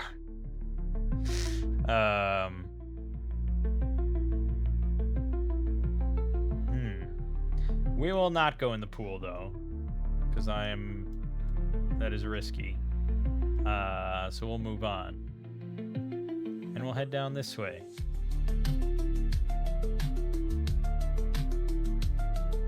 Wattle the Revelator. There's 2 statues of women in huipils, arms fallen away to rubble. In the center of the floor, there's a mosaic depicting a winged serpent wreathed in lightning bolts. And we hear the sound of low muttering of 100 voices. There's a sleeping jaguar in here the size of an elephant. He has no fur, but he's covered in slimy, pale flesh crisscrossed by veins as if turned inside out. Hundreds of straining eyes and fanged mouths twitch on his body. He is an elder, gibbering mouther jaguar. DC 18 dex check to sneak past him or you wake him up. Alright, let's do a big combat then. Let's see how much we can fuck our shit up with like a solo enemy here. So let's first look at the stats themselves for Nahuatl. One of the Star Eater's servant demigods, manifesting as an elder gibbering mouther in the shape of a giant jaguar. 14 AC, 34 hit points. He has 8 attacks for 1d4 each. He can move double near. He's level 7. Characters must roll a DC 15 wisdom check when first encountering him or become confused. And then roll on this this table here. One random character finds that they are immune to the babbling. Instead, they can understand the hurried words being spit from the hundreds of mouths in the language of outer gods. Inform that character that she may attempt to draw close to the gibbering mouther and listen to the message being spoken. Doing so provokes 8 bite attacks, but if she survives, she receives the Revelation of Nuatl, which is their eyes burst and become blinded. However, hollow and distant voices tell them that greater sights await them. Unknown to the character, they will be able to replace their eyes with preserved eyes of Mictlin.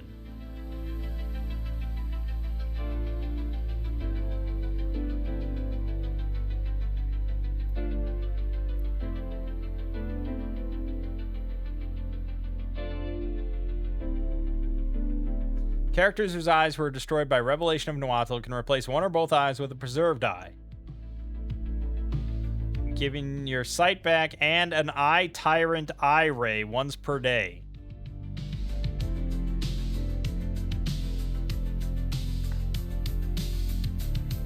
Jeez.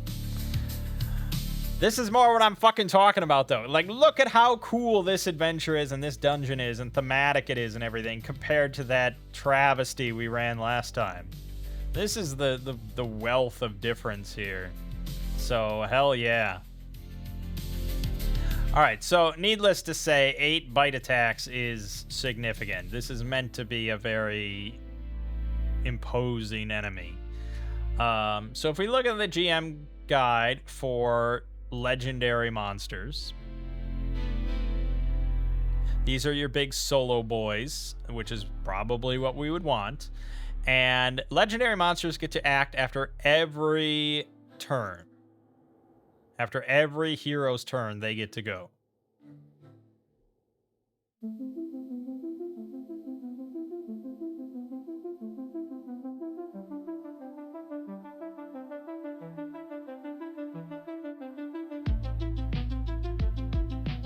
I'm not quite sure if that means they also get a turn or not. I think not.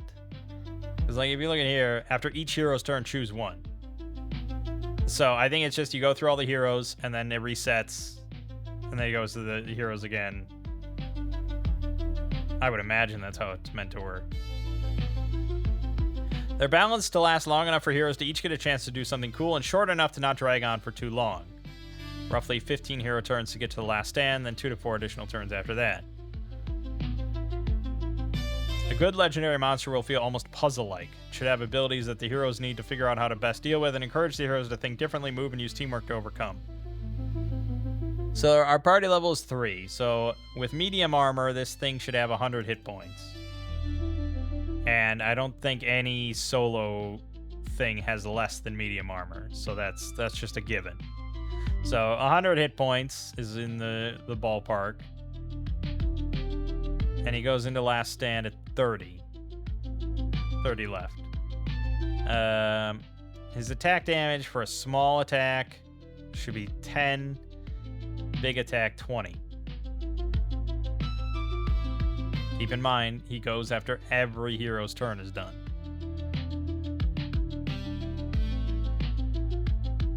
So if we look here, Grimbeak the Unyielding, level 3 solo large owlbear, 100 hit points, medium armor. He always treats the highest die rolled as the primary die, which is a nice feature for him. And if he crits, it knocks the target prone. After each hero's turn, he gets to do a Savage Screech. Only once, though. All enemies within reach 12 suffer 2d6 damage, ignoring armor. DC 11 Will Saver become frightened for 1 round. Can Rend and Tear for 2d6 plus 10, or Beak, move 8, and attack for 2d6. At 50 hit points, bloodied, his Savage Screech recharges. And at last stand, when he has 30 hit points left, her attacks turn to d10s instead of d6s.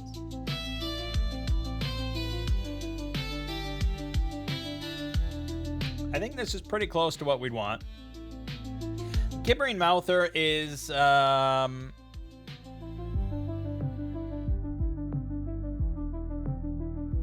it's got this thing where it's when you first encounter it, and it's like, it wakes up. We have to make this check, or you become confused. And then as long as you're confused, you're rolling on this table until you roll a 9 or a 10. So that's really debilitating. I would say also not exceptionally fun for the person that's confused and just rolls like a 3 or a 4 or 1 or, you know, whatever, just over and over, and they have no control, no agency. It's not very interesting. Like, there's not really any choices there for that character, for that player. So, yeah, I'm not a huge fan of that.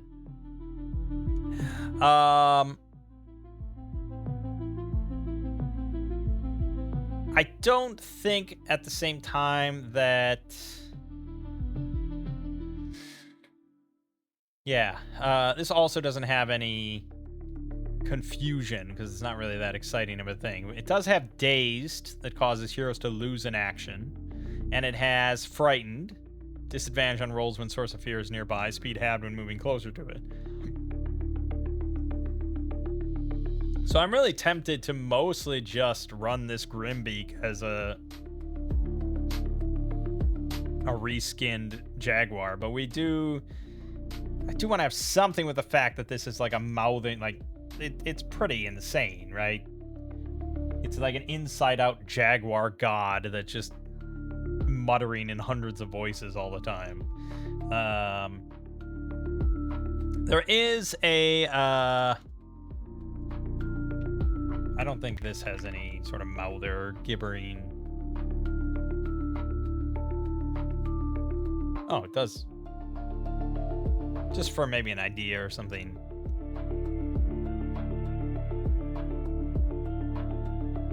A dazed enemy who starts their turn within 20 feet of the gibbering mouther must make a DC 13 Wisdom saving throw. On a failed save, the creature's body is altered in an otherworldly way of the GM's choice. They might flicker in and out of reality, sprout miniature fingers from their fingers, or have their physical form altered in a similarly alien way. This doesn't affect the creature's game statistics. While altered in this way, a creature must repeat the saving throw whenever they finish a long rest.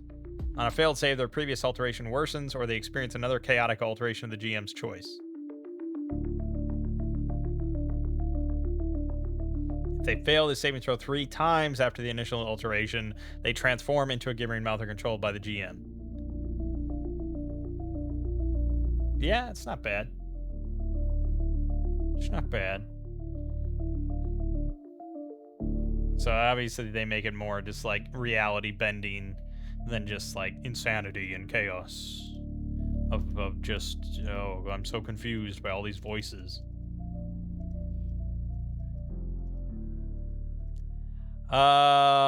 That's a decent option, I gotta say. The only other thing that I would be tempted to check, there's a, hold on, let me just flip around here for a moment and look. There is a site that they have for Nimble that collects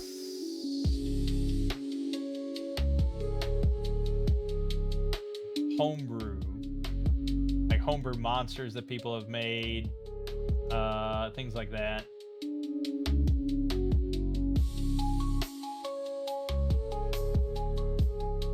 Let me just try to find it. Nimble is what it's called, of course.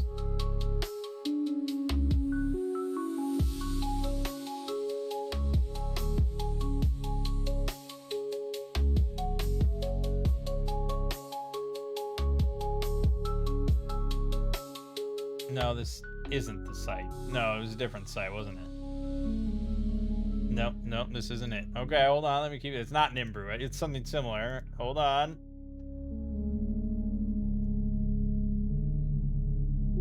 Nimble Nexus is what it is. That's the one. Okay. There you go. Okay, so this is Nimble Nexus, and we can just go to monsters just to see if anyone has done a mouther or something. A gibbering mouther. Level 5 aberrant. So there's 2 different versions people have put together here. Infectious gibbering. All enemies in reach 4 roll a d6 when they spend an action.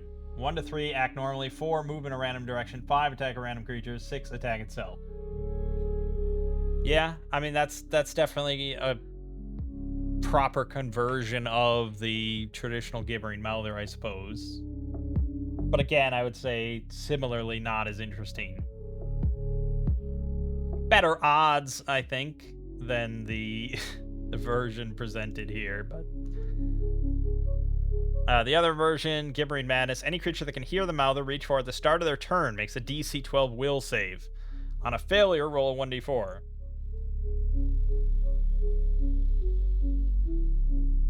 And then it just says 3, use all movement in a random direction. 4, make a melee attack against a random creature if possible. I'm not quite sure what happens on a 1 or a 2, but maybe nothing. So it's a DC 12 will save, and then you have a 50-50 of still being able to do your turn. That's probably the most generous yet.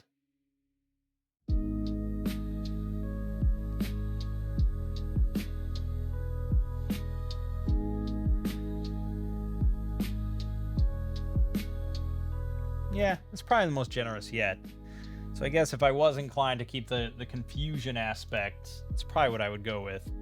But the Flea Mortals one is tempting. That is pretty cool, even though it doesn't really affect this fight at all.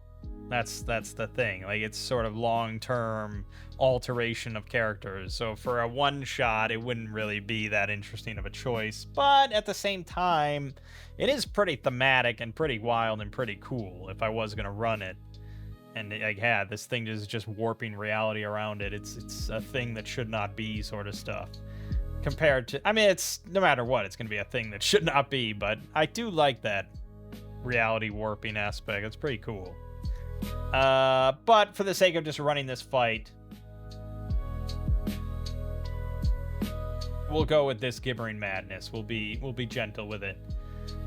So if you start your turn within 4 spaces of it, it's a DC 12 will save, and then on a 3 on the D4, you spend your whole turn moving in a random direction, and on a 4, you spend your whole turn trying to make melee attacks against a random creature. Okay. I'm not quite sure how big this thing is meant to be. It just says large as an owlbear. It says giant jaguar. It says the size of an elephant. I don't know, man. An elephant's pretty big. I feel like we're talking like a 3x3 monster here. So let's go to monsters. We should have legendary monsters. There you go. And we want Grimbeak. We'll just use that to make it simple.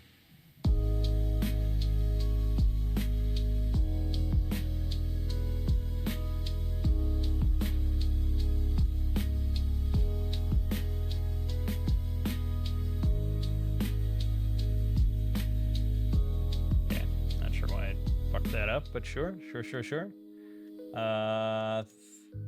3x3. Yeah, he's a big boy, and he's just kind of sleeping over here.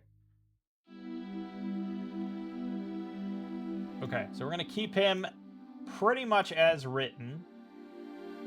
But we're going to change out the Savage Screech.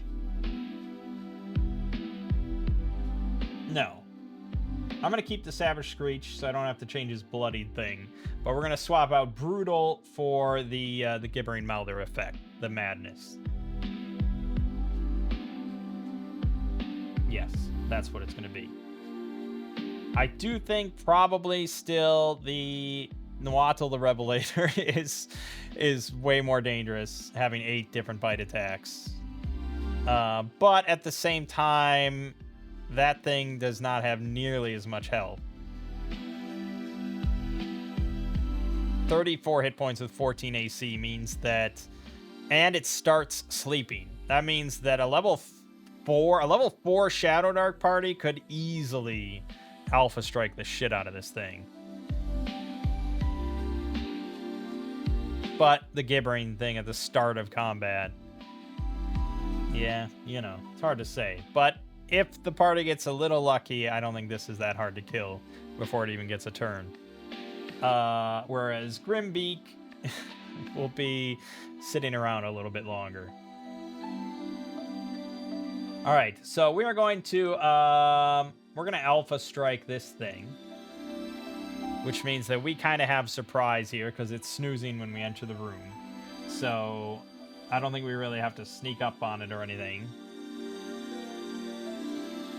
So I'm just gonna give us all advantage on our initiative rolls. So Grugar rolled an 18, which is pretty good.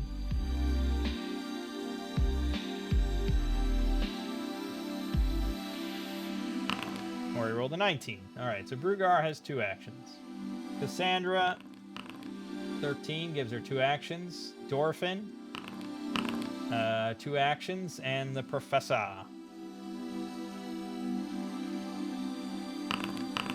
Also 2 actions. All right, so we all got 2 actions to start.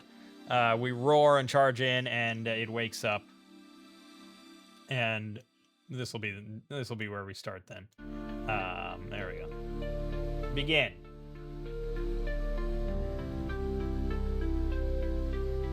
I think Brugar wants to capitalize on the situation, so yeah, he's not going to rage. I guess he would be... This is all over the place. Hold on. It would be like that. So he's going to 1, 2, 3, 4, 5. And then he's just going to swing with his battle axe, his Axe of Takatika, as is. 6 damage, which is 4, because this thing is medium armored. So that's 4 damage. Yikes. We got to do better than that, my friends. That is the end of his turn. So that means that the Nahuatl does get to go.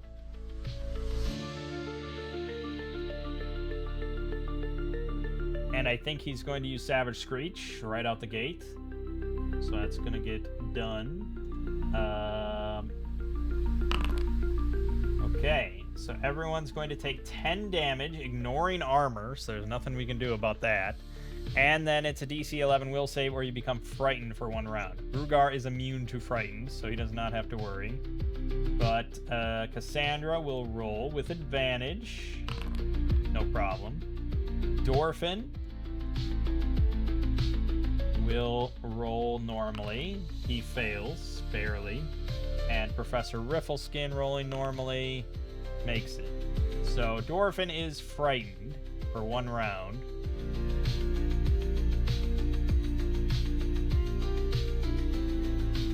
Yeah, it's this specific... I don't know why I installed it. Because it's a feature that's already built into Foundry now. But that's... Oh,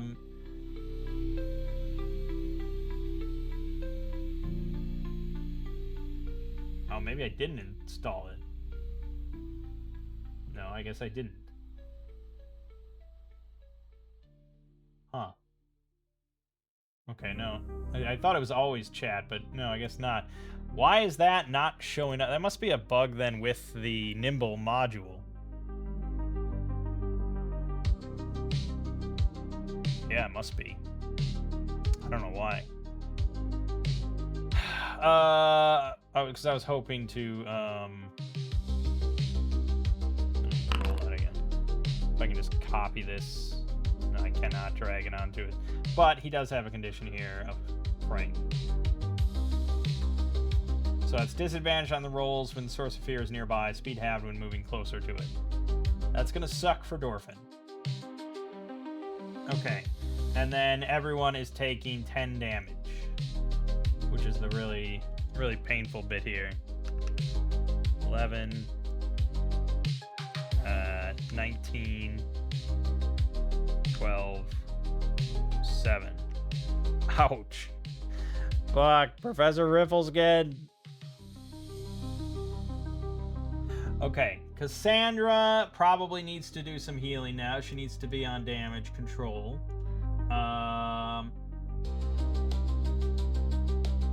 So I think she's going to...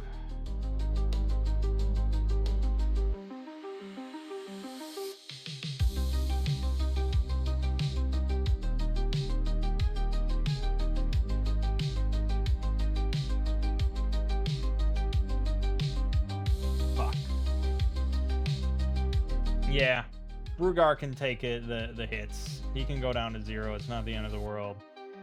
So I'm going to use heal on Professor Riffleskin.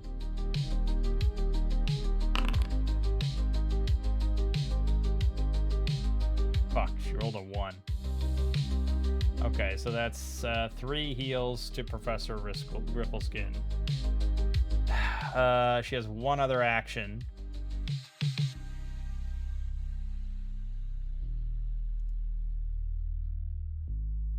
It resets this all the time. Makes it really hard to use if I'm not actually using the tracker.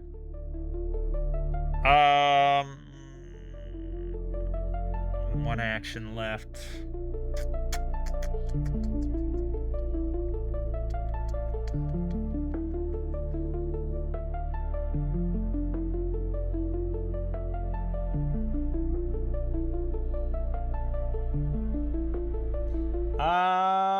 All right. Summon the life binding spirit then. Yeah, fuck it. I don't have... Well, I guess we have this skeleton token, which is pure white against the white background. Brilliant. That's why I had to darken all these.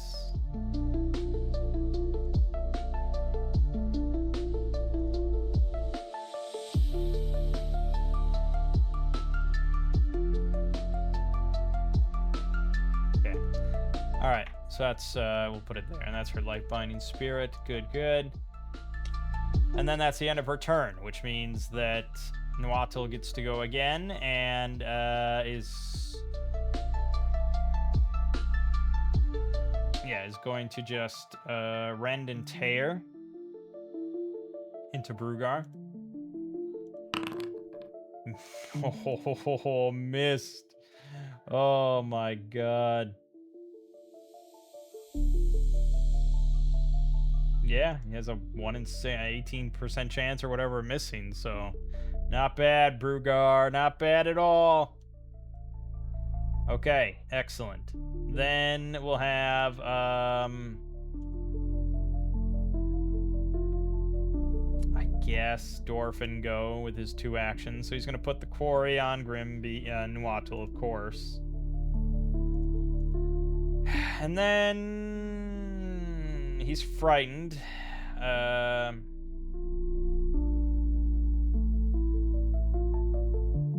Yeah, but the Hunter's Mark gives him advantage, so it's just a normal shot.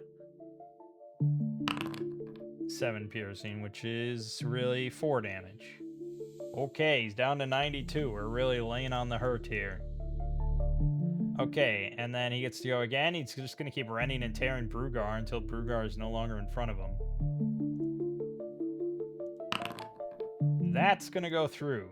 18 damage. No one can interpose. He cannot defend against that or anything like that, so he is down to 0. So he takes a wound. That's just the way he likes it. Then we have Professor Riffleskin.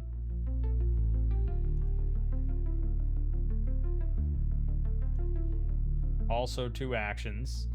Who is going to,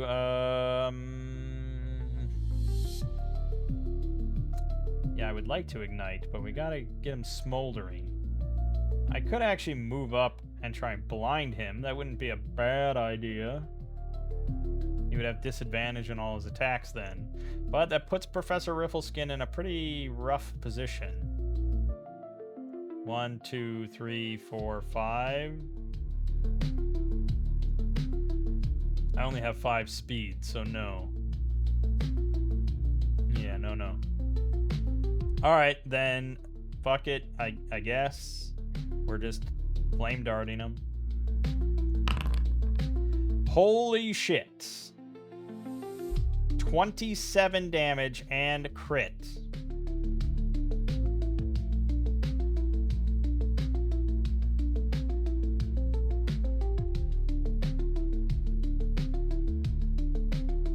So he's smoldering. 27 damage. That's pretty good. That's really pretty good. So I bring them down to 65 health because there's no bonus. That's pure dice, baby. We have one action left, but Ignite unfortunately costs 2 actions. So that's a no-go. I think we're going to just Ice Lance him now to try to slow him down, because I feel like he wants to very strongly then come for Professor Riffleskin, and we need to make that not a possibility. So I'm going to Ice Lance him. With disadvantage, I just have to land a hit. I did. Awesome. So 4 damage to him. And he is now slowed as well.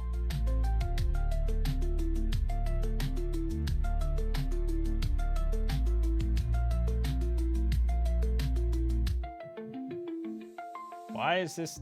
Oh, because of this. Fuck. There, slowed.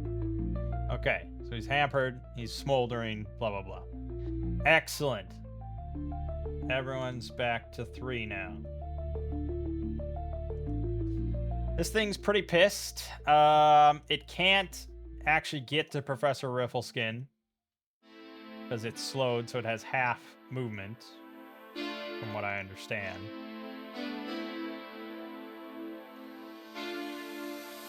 Speed half during his next turn. So it goes away at the end of this turn, but if he wants to try to move, it would be 4 spaces. That'd be like 1, 2, 3, 4.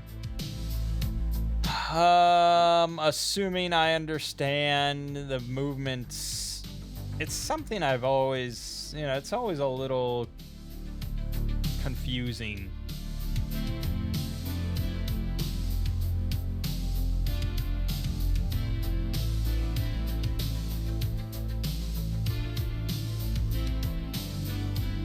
I thought there was some guidelines somewhere in one of these books for moving a larger creature, but maybe not.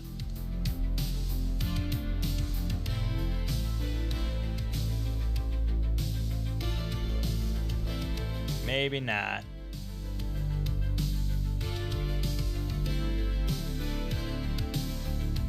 Yeah, I don't know. So I usually just like, okay, this upper right square can move 1, 2, 3, 4 squares, and then he would be here. And that's 4 spaces. It also just says 20 feet, so I have to imagine that's how it would work. So he could go like here, here, here, here, and he could get here. And I think he'll do that, and then he'll do 2d6 straight up on Brugar, which, unless he misses, is just going to cause a wound. But it could crit. Okay, so it's just 1 hit, so that's another wound. But now we have a fresh round. We're going to have Professor Riffleskin go first, because he's going to ignite, and then he's going to move the fuck out of the way.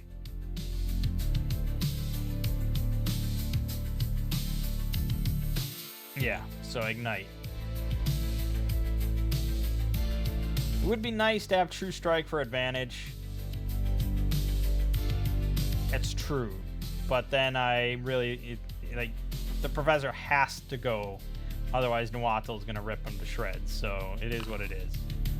Fuck. That was pretty low. 12 damage. Okay, so he is no longer smoldering. It's also no longer slowed.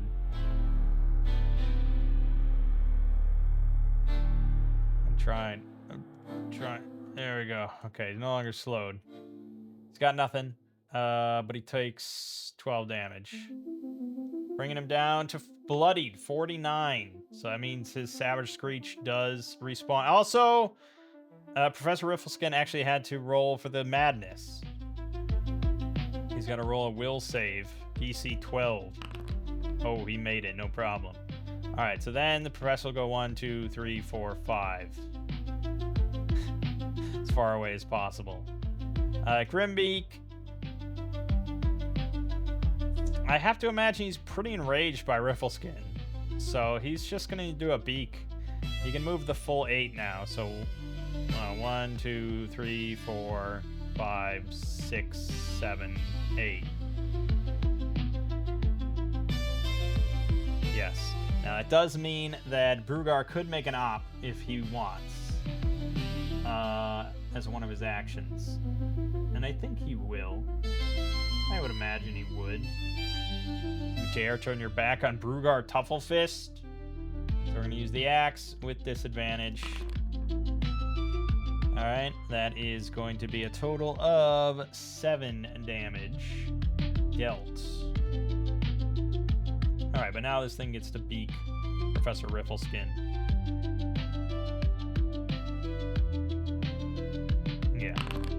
Miss! Ho ho! Ha ha! Ho ho! The professor wins again! Okay, excellent.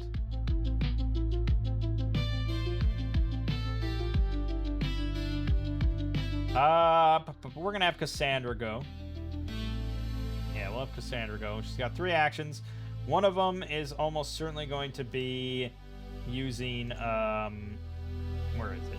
Searing Light as a heal on Brugar. This will heal 2d8 doubled because of Merciful Healing.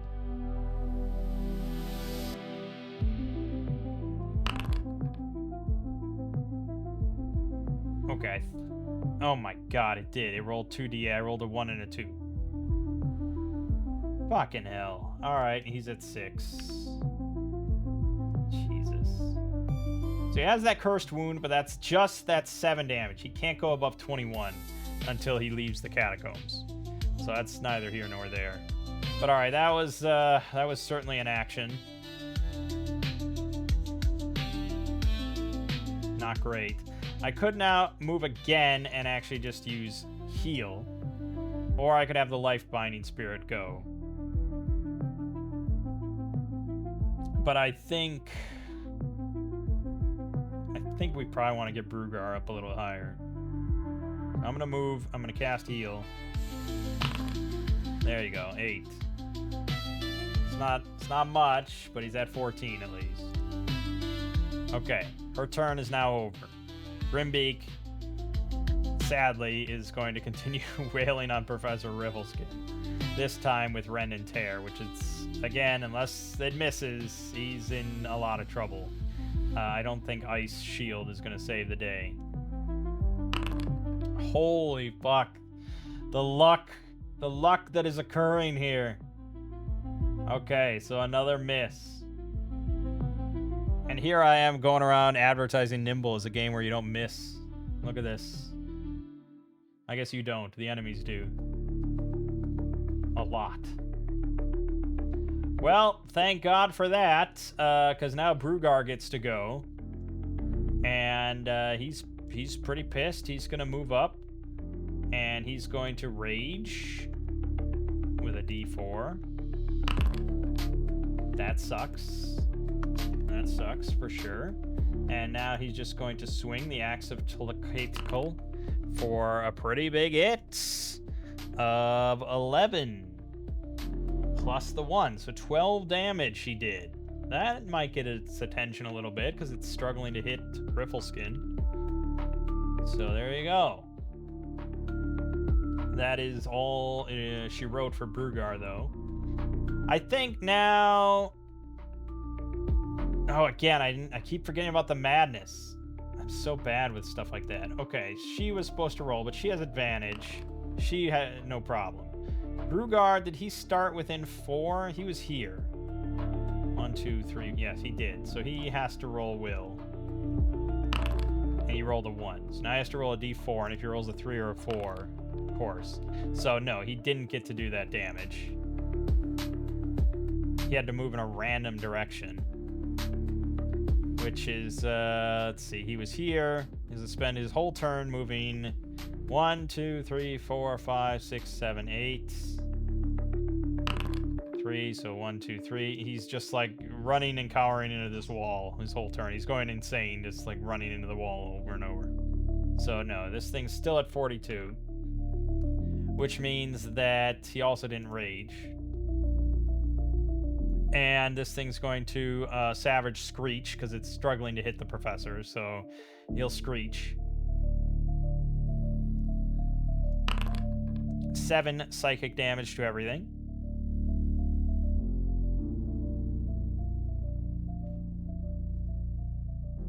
Okay. That brings you down to 7. That brings you down to 12. That brings you down to 3. And that brings you down to 5. All right. Fine, I suppose. And then the will save again, or become frightened for 1 round. Brugar fails, but he can't be frightened. That's right. Cassandra also fails. Interesting.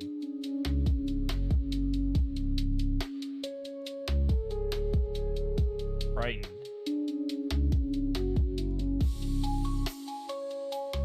Dorfin fails again, so he's still frightened. And the professor also failed. Everything's frightened. Now this thing's scary. It's wounded and it's scary. Okay, then that leaves that leaves just Dorfin. So Dorfin's gonna go. He's frightened, which means he has disadvantage on everything. This is his quarry. That helps.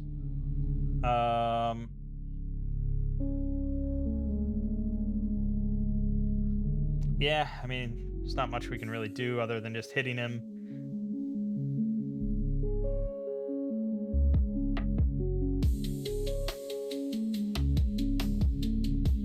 So sure, we'll hit him. We'll just try and stab him with a dagger. So this is straight up because of the advantage from quarry, which means 3 damage. I can then move half my speed, which is either 3 or 4, depending. And your speed is only halved when moving closer to it. He's moving further away. So 1, 2, we'll move there. He's got 2 more actions. He could assess, I suppose, to try to do another straight roll instead of a disadvantage. Sure, he'll assess with Naturecraft. His knowledge of jaguars and animal anatomy and stuff. He got it. Okay. I keep forgetting. It doesn't give you advantage. That increases the primary die result by 1. But he's going to shoot with his 3rd action. He's got disadvantage 1. With 1 on the primary die. Which means he can't miss. Okay. And he ended up getting 5. What is this format? 12? What? Oh, +1, 2d6, keep lowest. What? Oh, yeah. It's 5 damage. Okay, this thing's getting pretty rough. It's very close to last stand, but not quite. So it's going to maintain its assault on Professor Riffleskin, rend and tear. That's happening. No one can interpose, so he's at 0. There's probably rules somewhere, right, for like an insta-kill or, something? Oh, actually, Brugar... Oh, no, Brugar's not quite dead. I know he said 2 wounds is death. Yes, but he specifically has Dwarf, +1 max wounds. So for him, 3 is death. He's very close. Also, I didn't roll Will for Dwarfin to see if he was confused or not, because I just keep forgetting. Okay, he made it. Professor Riffleskin has a wound, though. He is very close to death, and if he doesn't extricate himself from the situation, it will be the end of the professor.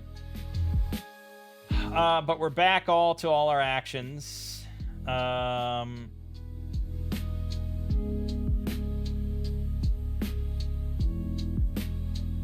The professor doesn't have to extricate himself. Dwarfin is no longer frightened as of this moment. So if he takes his turn to try to set up a interposed decoy bait and switch, he could do that, but he has to try to roll this will save first. He fails. Now he has to roll the d4. He fails. He's going to move in a random direction. So the odds of this working out... Fucking cat.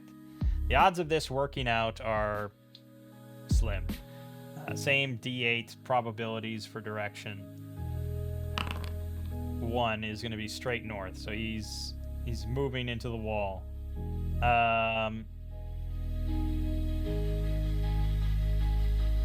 Yeah, that's his turn. I mean, I have to rule at least that you lose your turn because of that.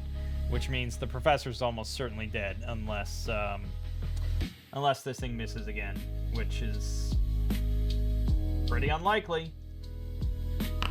Yep, that is the end of the professor. Dead. Sorry, my friend.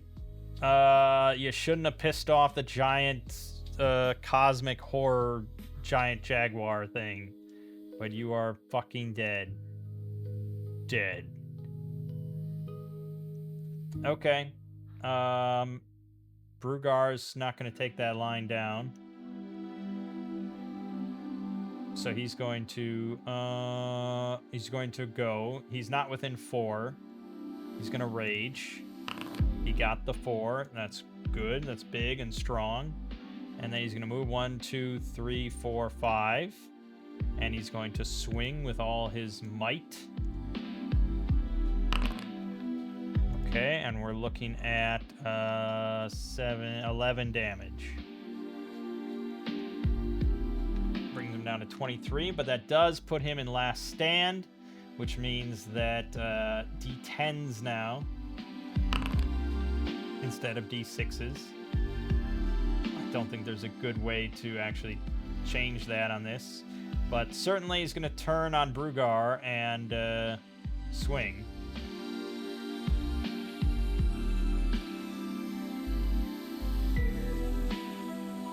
I'm just going to roll 2d10 plus 10. 25 damage. Okay. He obviously can't do anything about that. Cassandra, however, can interpose with Brugar and defend, reducing that by 12. Unfortunately, still enough to bring her to 0, but she'll be alive compared to Brugar being dead. So she's at 1 wound. Okay. Great. She has now 1 action on her turn. However, the spirit can go for free. You can take 1 action for free on her turn. She's going to roll her will save, which is almost certainly going to succeed. Yep. So she's no longer frightened. She can act normally. The spirit's going to go. I think it probably wants to just heal her.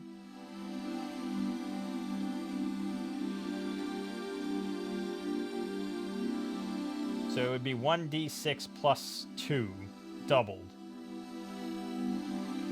As a free action she gets to do. So yes, that's almost certainly what we want to do. So 1d6 plus 2, double. It's okay, so she's at 6. Great.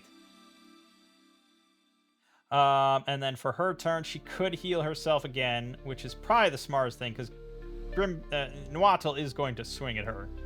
This thing is now gone. She's just going to heal herself for 5 more.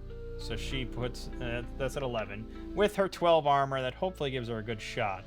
Grimbeak's going to keep clicking on the picture. Rend and tear. No, I'm sorry. 2d10 plus 10. 18. Minus 12 is 6. So that means Cassandra does live. And then I think it's a fresh round.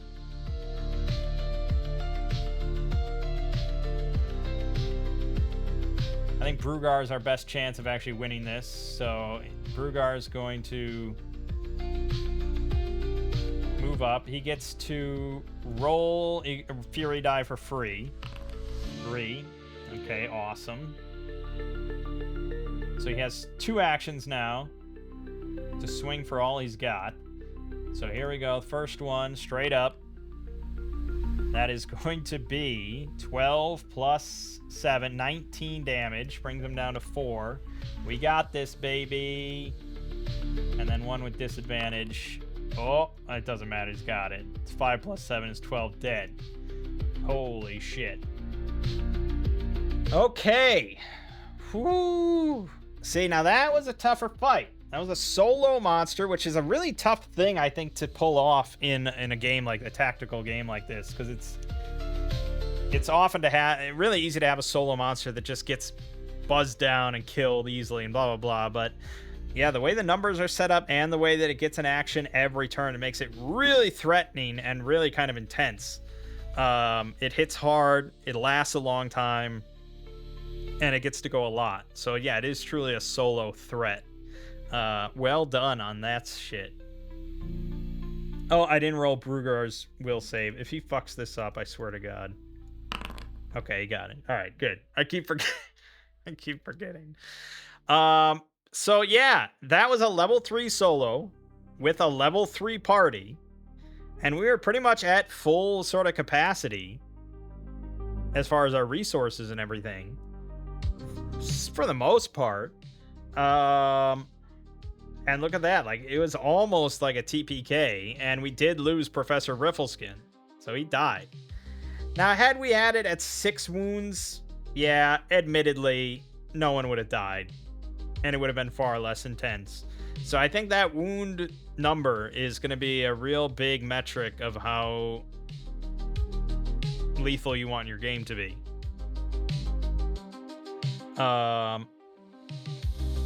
I think if I were playing, I would want it to probably be around 2 wounds. I think if I was DMing for friends, I'd probably want it around 2 or 3 wounds. DMing for my family that despises losing a character because they don't ever want to make a new one, 6 is probably fine.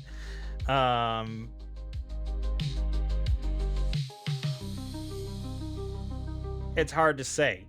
It's hard to say. Because, as tough as Grimbeak was, he still only attacks once per turn.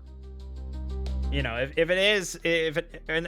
he doesn't have 8 bite attacks, for example, which I think in this system would be really brutal, because then, like, unless your DM is a real Care Bear, when you hit 0, you're still standing, and so you just have like, oh yeah, here's another 6 bite attacks, and then it's like, oh well, there's 6 wounds and you're dead. And it's like, oh, okay.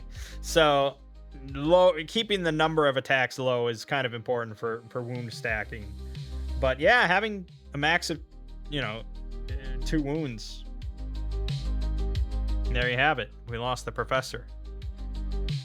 I think I'm going to wrap it up here. It's sort of the same thing I said earlier about how I don't really plan on doing much with Nimble, because it is sort of combat focused. The combat is more of a focus than in like Shadow Dark or something. This fight in Shadow Dark would have gone much faster. No matter what, one way or the other, would have been much faster. So this is a much more drawn out thing, but it's exciting. I mean, it's good combat, don't get me wrong, but that's not really what I'm looking for when I play solo RPGs, because I'd rather just play a video game then. Where it automates all this and I don't have to try to remember the gibbering mouther and stuff. So it's good. Like, I really do like Nimble. I think this is a great little system, and I plan on running it for people. But for solo purposes, yeah, I mean, the OSR just kind of lets me do more of the things that I like to do and stuff, compared to just tactical combat all the time. But I think, yeah, like, there's nothing wrong with running like an old school design dungeon. using this kind of system. I mean, that's an intense sort of battle that's appropriate. You know, you have to balance the combat yourself, but when you just if you take out that, you know, and you ignore that aspect of it, it's really just like thematics, puzzles, traps, things like that. I mean, this is all very workable. Um, you know, like we have Cassandra has 29 hit points here at level 3. A level 4 cleric in Shadow Dark would have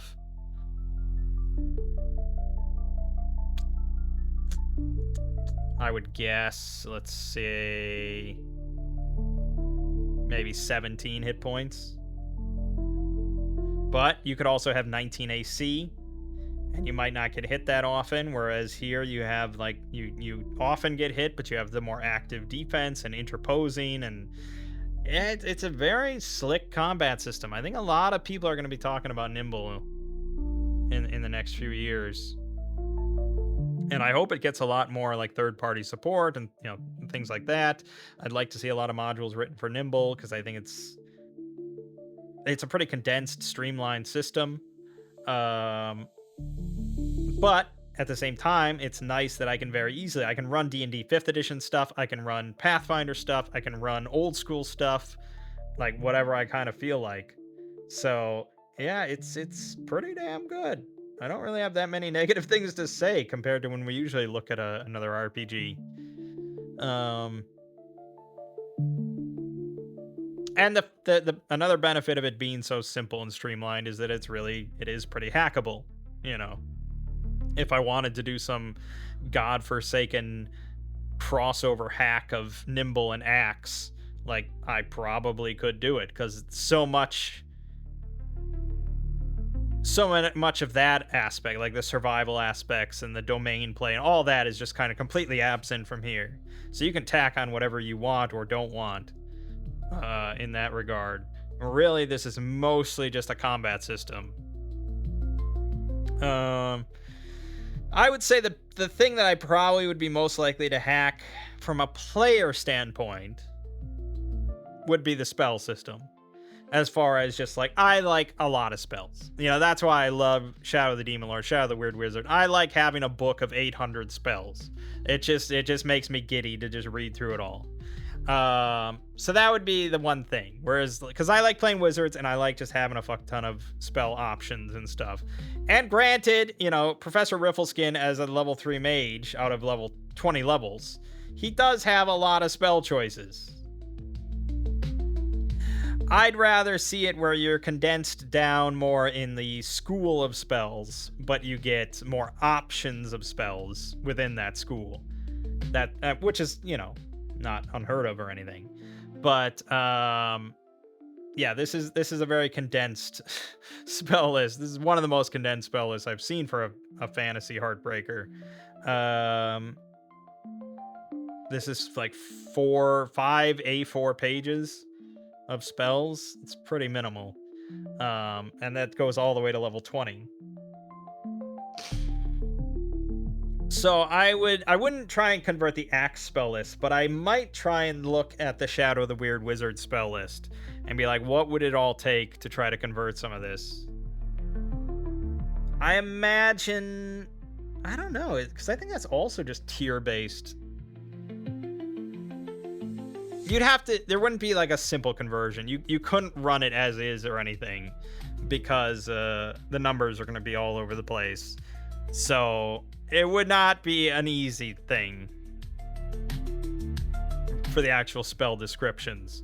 But the spell system in general maybe would be pretty simple. But there'll probably be a third-party thing pretty soon with like 1,000 broken spells.